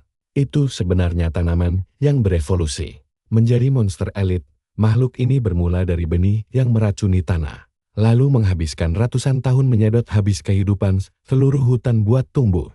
Semua akumulasi energi itu akhirnya terpusat di otak tanaman ini. Si MC mulai curiga sama pengetahuan mendadak Le Yongxing yang tiba-tiba melamun karena sadar ingatan itu berasal dari ayahnya. Tiba-tiba saja, benda itu mulai bergetar hebat, membuat dokter sadar kalau buah itu hampir lahir. Sekarang kita beralih ke si wanita ular yang santai nongkrong di atas tumpukan mayat saat sang eksorsis mencoba menangani situasi ini. Omong-omong, visual karakternya beneran memanjakan mata ya. Dia langsung mengirim mayat hidup buat melancarkan tebasan jiwa yang menembus tubuh si musuh. Tapi si keparat itu sama sekali gak ngerasain sakit dan malah mengejek serangan tadi. Si musuh bahkan gak gerak sama sekali dan membiarkan zombinya nge-one-shot pria malang itu. Gadis berambut hijau langsung shock berat melihat rekannya dikirim balik ke lobby game, bahkan tanpa sempat melihat apa yang menyerangnya. Sang eksorsis langsung menegaskan kalau ini bukan mayat hidup biasa. Dia menjelaskan sistem peringkat zombie, mulai dari zombie putih sampai zombie terbang. Tapi posisi Xiao San ada di kasta tertinggi, puncak rantai makanan, sang raja zombie legendaris. Gadis malang itu sadar dia salah masuk server dan mencoba kabur. Tapi sayangnya malah tertebas menjadi beberapa bagian di tengah jalan. Beneran langsung game over buat dia.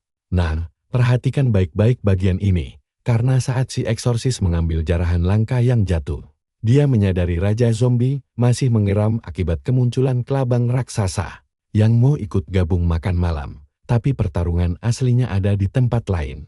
Kapten berambut pink, kita lagi dibantai habis 3-0 main game sama seorang bocah. Selagi mereka berdua asik bermain, si MC malah kebagian tugas jadi petugas kebersihan, beresin tumpukan sampah. Si kapten, yang tampaknya cuma modal visual doang, bilang tugas si kecil adalah menemaninya bermain powok itu, kesal setengah mati sampai mematahkan sapunya jadi 2, lalu mengeluh kalau jarahan dari misi kemarin ampas banget. Dia butuh kristal inti secepatnya buat evolusi. Dan si gadis kecil langsung membocorkan tempat rahasia yang sangat cocok buat farming barang-barang itu. Si MC gak menyia-nyiakan kesempatan ini dan langsung meluncur ke ngarai kekacauan. Dia terjun secepat roket, fokus melewati kawanan ular demi mencapai labirin bawah tanah. Dia memakai klon roh buat memetakan jalan dan akhirnya menemukan surga kristal dengan jarahan melimpah. Dia mulai menimbun barang ke tasnya, tapi tiba-tiba lingkaran sihir besar menyala di depannya. Lalu muncul penyihir kecil misterius yang mengacaukan sesi farmingnya. Gadis itu muncul dengan penampilan ala penyihir anime, dan si MC langsung mengenali sosok tersebut. Dia adalah Molin, elit peringkat A dari kelompok Selfengers. Dia bingung kenapa gadis itu bisa ada di antah berantah begini. Tapi si cewek tampak siap membereskan kekacauan. Sementara itu, pertarungan melawan kelabang raksasa makin memanas. Dan sang raja zombie mendaratkan serangan yang mencabik-cabik musuh bagai kertas. Potongan daging monster berhamburan kemana-mana dengan sangat sadis. Makhluk raksasa itu benar-benar mimpi buruk dengan 1000 tangan kelaparan. Sang eksorsis sadar sekutunya sudah diambang batas. Jadi dia menggigit jarinya demi memusatkan energi lalu mengaktifkan mata surgawi untuk memindai monster tersebut. Bagian tubuh monster itu bersinar terang, memperlihatkan titik kelemahannya. Dia segera membunyikan lonceng dan memerintahkan zombinya menyerang titik tengah. Xiao Xiangpul melesat cepat bagai peluru penuh amarah yang menembus si kelabang hingga hujan darah terjadi. Kalian pasti ngeri melihatnya. Dia lalu mengakhiri ritual dengan perintah eksekusi. Memotong monster itu jadi ribuan kepingan kecil. Akhirnya monster itu tumbang, dan Raja Zombie bisa beristirahat. Sang eksorsis benar-benar kehabisan tenaga hingga tubuhnya ambruk. Untungnya, si Raja Zombie sigap menangkap majikannya sebelum terjatuh ke tanah. Sementara itu, rumor menyebar cepat di antara monster terbang yang berencana memanggil sang leluhur untuk membantai semua orang. Gadis itu lalu melewati portal sihir langsung menuju lembah pemurnian abadi, membuat 2 bocah langsung panik setengah mati saat melihat aurasi. Gadis kucing berada di titik 0. Dia mengorbankan sisa umurnya demi mengalahkan monster itu sendirian. Dan karena kepala sekolah sedang bersemedi, tugas memulihkan keadaannya pun jatuh pada tim pendukung. Bocah itu langsung merapalkan mantra penyembuh legendaris, yakin bisa membuatnya pulih dengan sangat mudah dan memakai bunga legendaris untuk menyembuhkan si gadis kucing. Efek visualnya sangat luar biasa, sampai terlihat seperti dia mendapat skin legendaris baru. Dia melayang dengan energi penuh dan bangkit. Dengan perasaan segar, bugar seolah habis minum 10 liter kopi. Bocah itu menjelaskan kalau bunganya memulihkan vitalita secara maksimal. Tapi, suasana mendadak tegang karena markas mereka telah terlacak dan bocah satunya panik karena sang guru belum menyelesaikan latihannya. Si gadis kucing malah tersenyum penuh arti seolah tahu cara menyelesaikan masalah ini dengan kekerasan. Adegan beralih ke gadis berseragam sekolah yang membawa lingkaran sihir rahasia. Lalu seekor marmut berkacamata melompat keluar dari portal tersebut. Si rambut merah, kita kebingungan setengah mati melihat kombinasi sihir dan hamster lucu ini. Dia pun mencoba kabur diam-diam dalam wujud roh sambil membawa hasil jarahan. Tapi sialnya sebutir kristal terjatuh dan membongkar posisinya. Molin sadar ada penyusup di dekatnya, membuat si MC merasa kalau ajal game overnya sudah dekat. Gadis itu menyiapkan sihir ladakan bintang yang menyala lebih terang dari matahari, lalu melancarkannya demi menghapus pria malang itu dari server. Dia pun muncul bersimbah keringat dingin sambil berteriak kalau mereka berada di pihak yang sama. Sebelum terkena serangan susulan, 10 menit kemudian, kesalahpahaman akhirnya berhasil diselesaikan. Molin sadar kalau sosok tadi cuma bayangan palsu dan si MC mengiyakan kemampuan miliknya itu. Dia pun menerima penjelasan tersebut lalu menyuruh si MC pergi membawa sisa jarahannya. tapi mengancam bakal melenyapkannya dari dunia nyata jika membocorkan pertemuan ini. Si MC langsung tancap gas membawa jarahannya sebelum si cewek berubah pikiran. Si marmut kesal dan bertanya, kenapa membiarkan pencuri kecil itu mengambil barang secara gratis? Tapi si gadis kucing mengabaikannya dan mulai merapalkan ritual gila menggunakan sisa kristal. Kekuatan dahsyatnya membuat sekeliling berputar menjadi pusaran badai dan dia langsung memulai proses peningkatan kekuatannya. Efek cahayanya luar biasa mirip adegan pembuka anime. Begitu transformasi selesai, dia pun siap meratakan semua bos. Di peta permainan, si Mahmud terperangan melihat majikannya baru saja naik level lagi. Sang master mengeluh karena stok kristalnya langsung ludes. Dan kini dia merencanakan penyerangan berikutnya. Menuju wilayah iblis, targetnya saat ini adalah menyapu bersih semua monster pengganggu di sana. Lalu dia segera membuka portal untuk pergi, si rambut merah cuma bisa melongo dari jauh. Berusaha mencerna semua informasi tadi, lalu memutuskan melanjutkan perjalanannya sendiri ke lembah pemurnian abadi. Tiba-tiba saja, layar memperlihatkan si MC terbangun dan langsung disambut dengan sambutan meriah. Layaknya karakter utama anime isekai, seluruh harem si MC berkumpul merayakan kebangkitan sang master. Dia malah kebingungan setengah mati menebak apa yang diinginkan oleh pasukannya ini. Gadis gilang kecil tiba-tiba muncul dan bilang dia juga sudah bergabung di lobi. Sementara sang eksorsis maju memperingatkan kalau markas rahasia mereka saat ini sudah tidak aman lagi. Dia menjelaskan kalau bentrokan melawan leluhur Wuton sudah tidak bisa dihindari.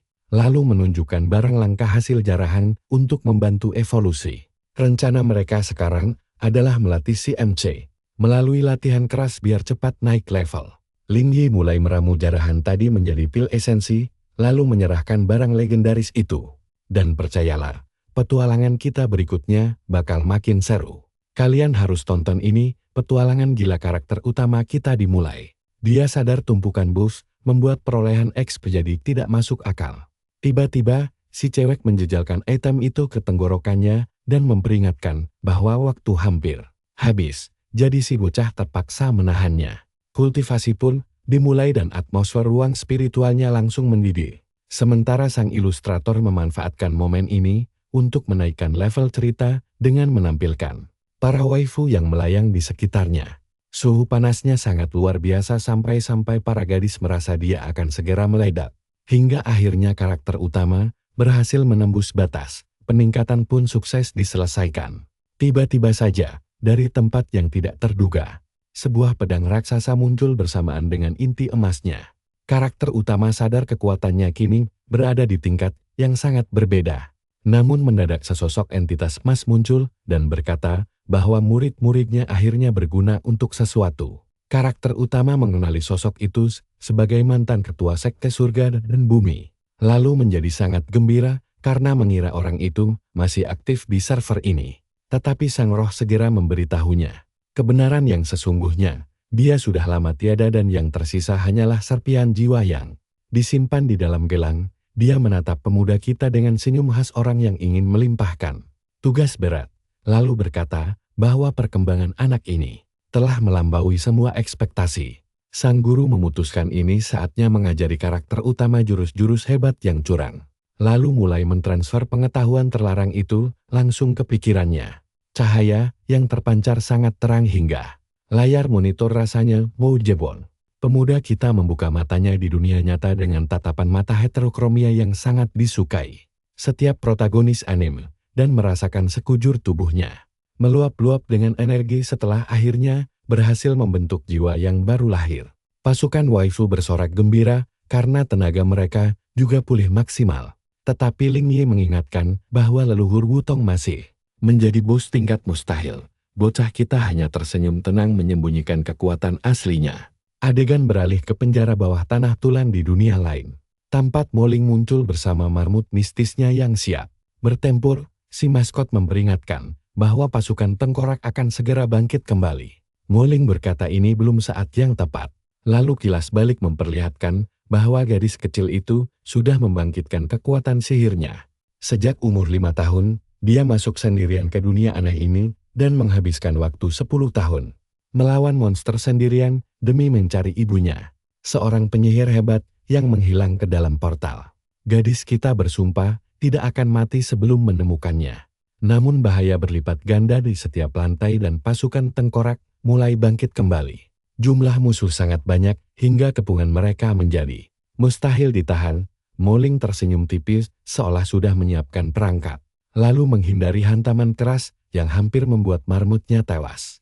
Dia melayang di atas kekacauan tersebut untuk mencari pemimpin kekacauan ini dan mengakhiri semuanya dengan petir berantai yang membuat tulang-tulang tersebut terbakar habis. Dia menyadari bahwa sang bos baru akan muncul setelah semua kroco berhasil diberantas. Namun bosnya tidak kunjung kelihatan.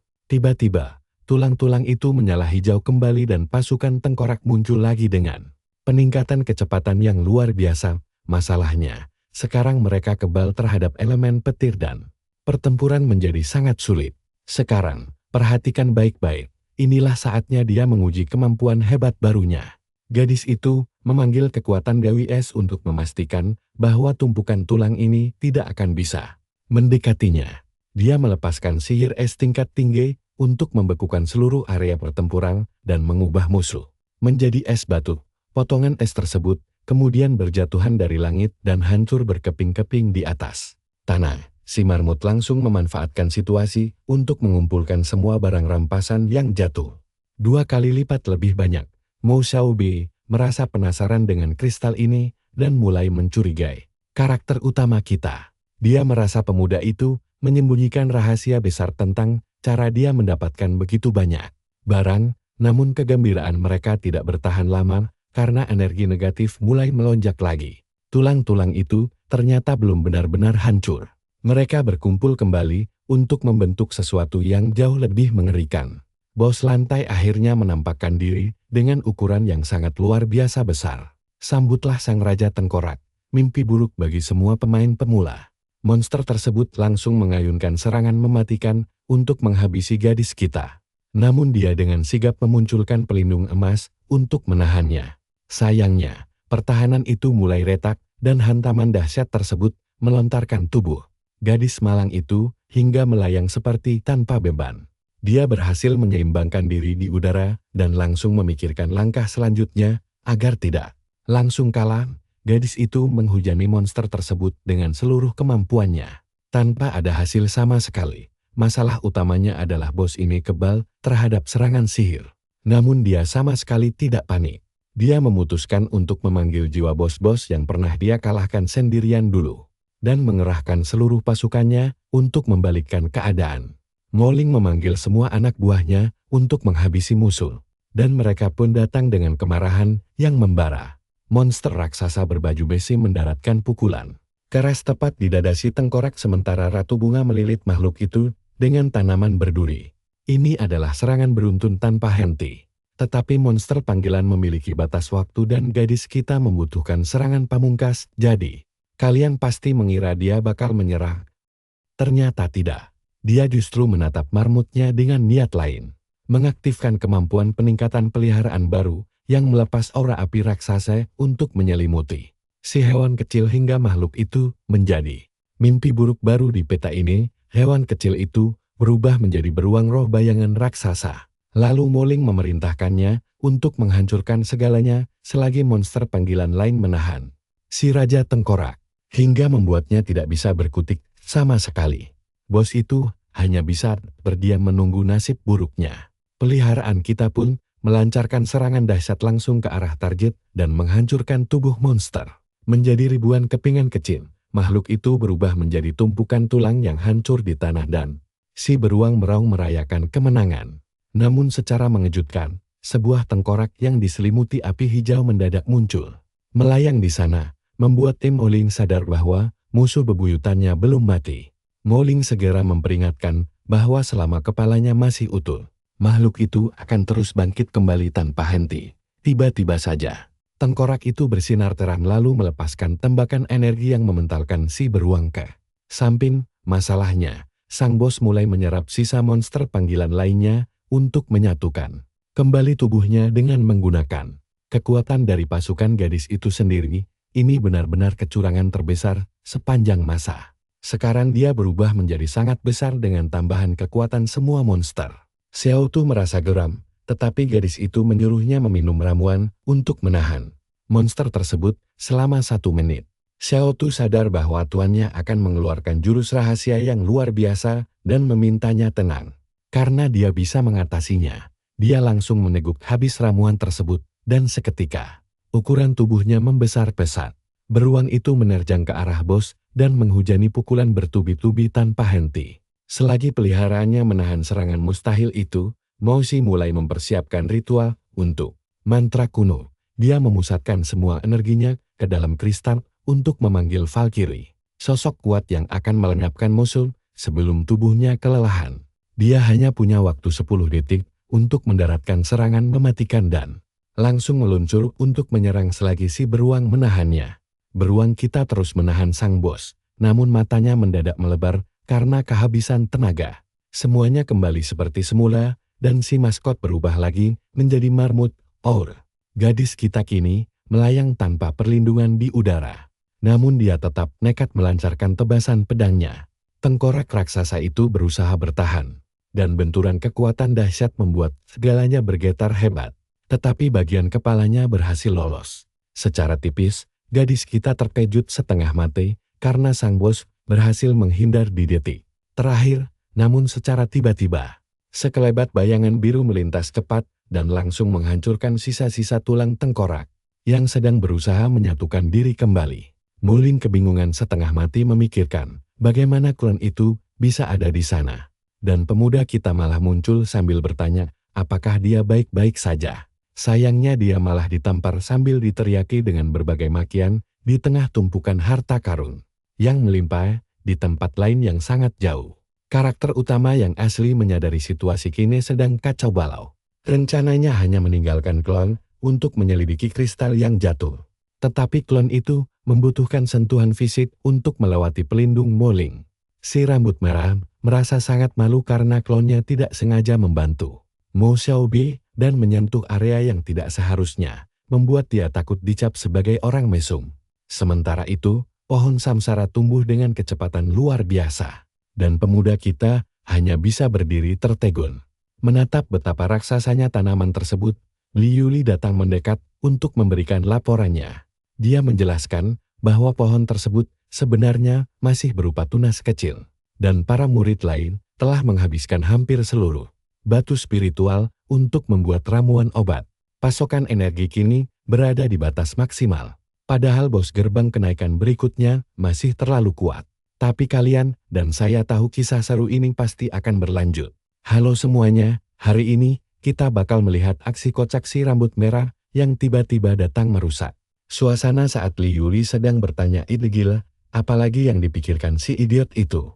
Kali ini dia malah bertanya, apa gurunya punya pil abadi lagi? Karakter utama kita bingung setengah mati. Sampai dia sadar si cewek gila itu menelan granat karena dikira suplemen herbal. Dia bahkan membuat simbol hati dengan tangannya sambil bilang efek energinya mantap banget. Karakter utama kita langsung frustrasi berat begitu tahu cewek ini ngemil amunisi nuklir. Tapi kemudian dia sadar. Energi nuklir itu setara dengan mana di dunia ini.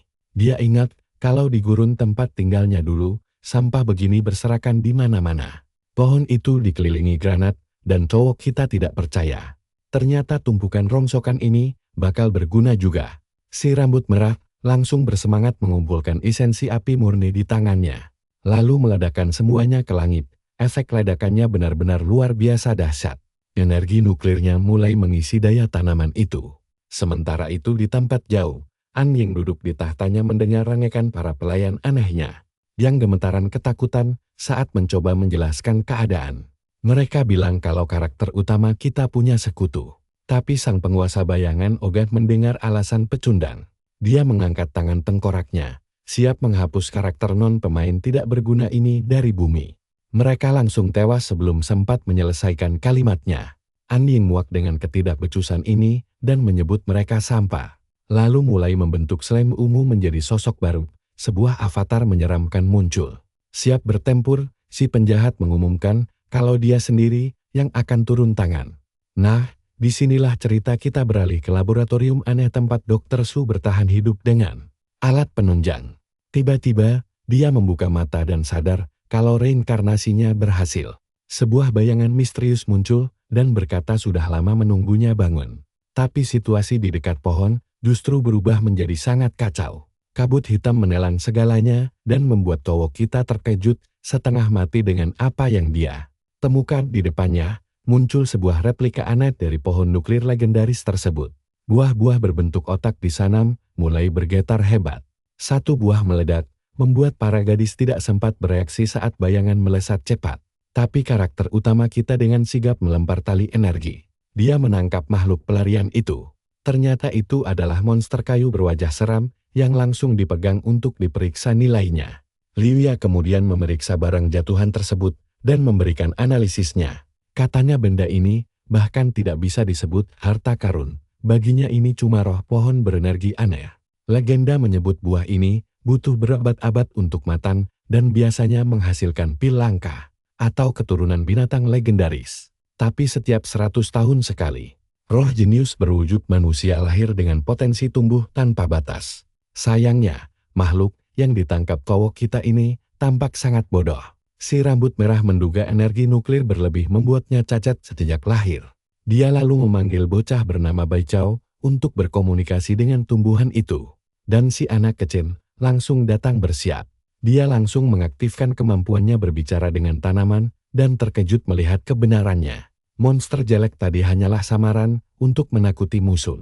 Karena kini, dia menunjukkan wujud aslinya yang sangat menawan. Ternyata dia adalah peri cahaya kecil yang manis. Baichao menjelaskan kalau ini spesies langka yang wujudnya berubah seiring pertumbuhan. Sementara itu, di laboratorium pemulung, kaca pecah berhamburan kemana-mana. Para penjaga panik memanggil bantuan karena otak mutan di tabun telah hilang. Mereka mencari ke segala sudut tapi nihil. Tiba-tiba saja, sebuah dahan tajam menembus dada seorang prajurit. Pembantaian sadis dimulai saat akar pohon bermunculan dari lantai dan menusuk semua orang. Ruangan lab itu berubah menjadi lautan darah dalam hitungan detik akibat monster yang lahir dari otak tersebut.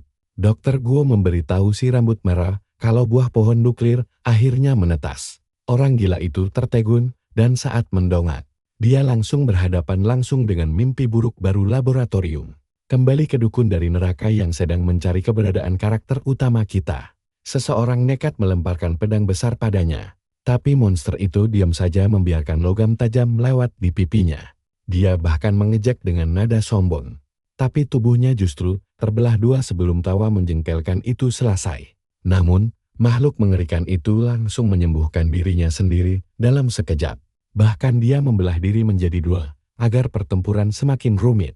Karakter utama kita kaget melihat serangannya sia-sia. Tapi Li Yuli menjelaskan kalau itu hanyalah tiruan boneka belaka. Bukan bos aslinya. Sadar situasi ini gila, kalian pasti menebak langkah selanjutnya kan? Dia menarik pedangnya sementara si pengusir setan memerintahkan zombie kecil bernama Xiao Jiang menyerbu dengan kecepatan penuh. Dia langsung menembus klon tersebut. Tapi si monster muak menjadi samsak tinju dan memerintahkan pasukannya mengincar si gadis. Melepaskan badai duri tajam ke segala arah yang sangat berbahaya. Menusuk zombie malang itu seperti bantalan jarum. Cloning musuh memanfaatkan kelengahan tersebut untuk menghantam Xiao Jiang tanpa ampun sampai terkapar di tanah. Karakter utama kita melihat situasi gawat ini, bahwa Wutong leluhur sangat sulit dikalahkan. Lalu memutuskan menggunakan teknik rahasia dari ketua sektenya. Dia memanggil hujan pedang emas raksasa yang langsung menghantam klon-klon musuh sampai meleleh. Menjadi cairan ungu yang mendidih. Sang musuh tertawa dan bilang serangan itu justru memperkuat dirinya. Lalu menciptakan pasukan tanpa batas sambil berteriak bahwa dia telah memenangkan pertempuran ini. Namun cowok kita malah bertanya balik, apakah musuh merasa sudah menang? Dia tersenyum tenang, karena sudah memprediksi semuanya. Lalu membongkar rahasia, bahwa para gadis tadi hanyalah ilusi pemancing. Musuh ke dalam jebakan Maupu Wutong panik luar biasa, karena merasakan kekuatan energinya tersedot. Habis mereka sekarang terkurung dalam kuali pemurnian mistis milik karakter utama kita. Bisa mati, maka solusi terbaik adalah merebusnya hingga menjadi sari murni. Fire Crow langsung membantu meningkatkan suhu panas dengan menyiapkan segel terlarang untuk memanggil api suci pembakar jiwa. Untuk memanggang musuh, Si penjahat sempat meremehkannya dan bersumpah api biasa takkan mempan. Tapi dia langsung panik setengah mati begitu menyadari itu adalah api suci asli sejati. Di tempat lain, Dr. Su bingung menatap sosok berwajah galaksi di depannya. Sang penjahat luar angkasa memuji bakat hebat sang dokter dan mengaku menyelamatkannya karena butuh sebuah bantuan. Sang dokter merasa dirinya hanyalah rongsokan tak berguna. Tapi orang asing itu menunjuk tabung di sebelahnya yang berisi wanita tercintanya. Dr. Su sangat syok karena mengingat wanita itu sudah tiada. Sudah lama mati, tanpa basa-basi. Si penjahat menawarkan kesepakatan untuk menghidupkan kembali wanita itu dan memulihkan tubuhnya. Sang dokter langsung termakan umpan tersebut dan menanyakan detail rencananya. Rencananya sederhana, dia ingin sang dokter menemukan cara meniru kemampuan manusia. Sementara itu di tempat lain, sebuah tangan menembus tembok dengan aneh. Ternyata itu Muling yang sedang menyusup. Menggunakan jurus bayangan,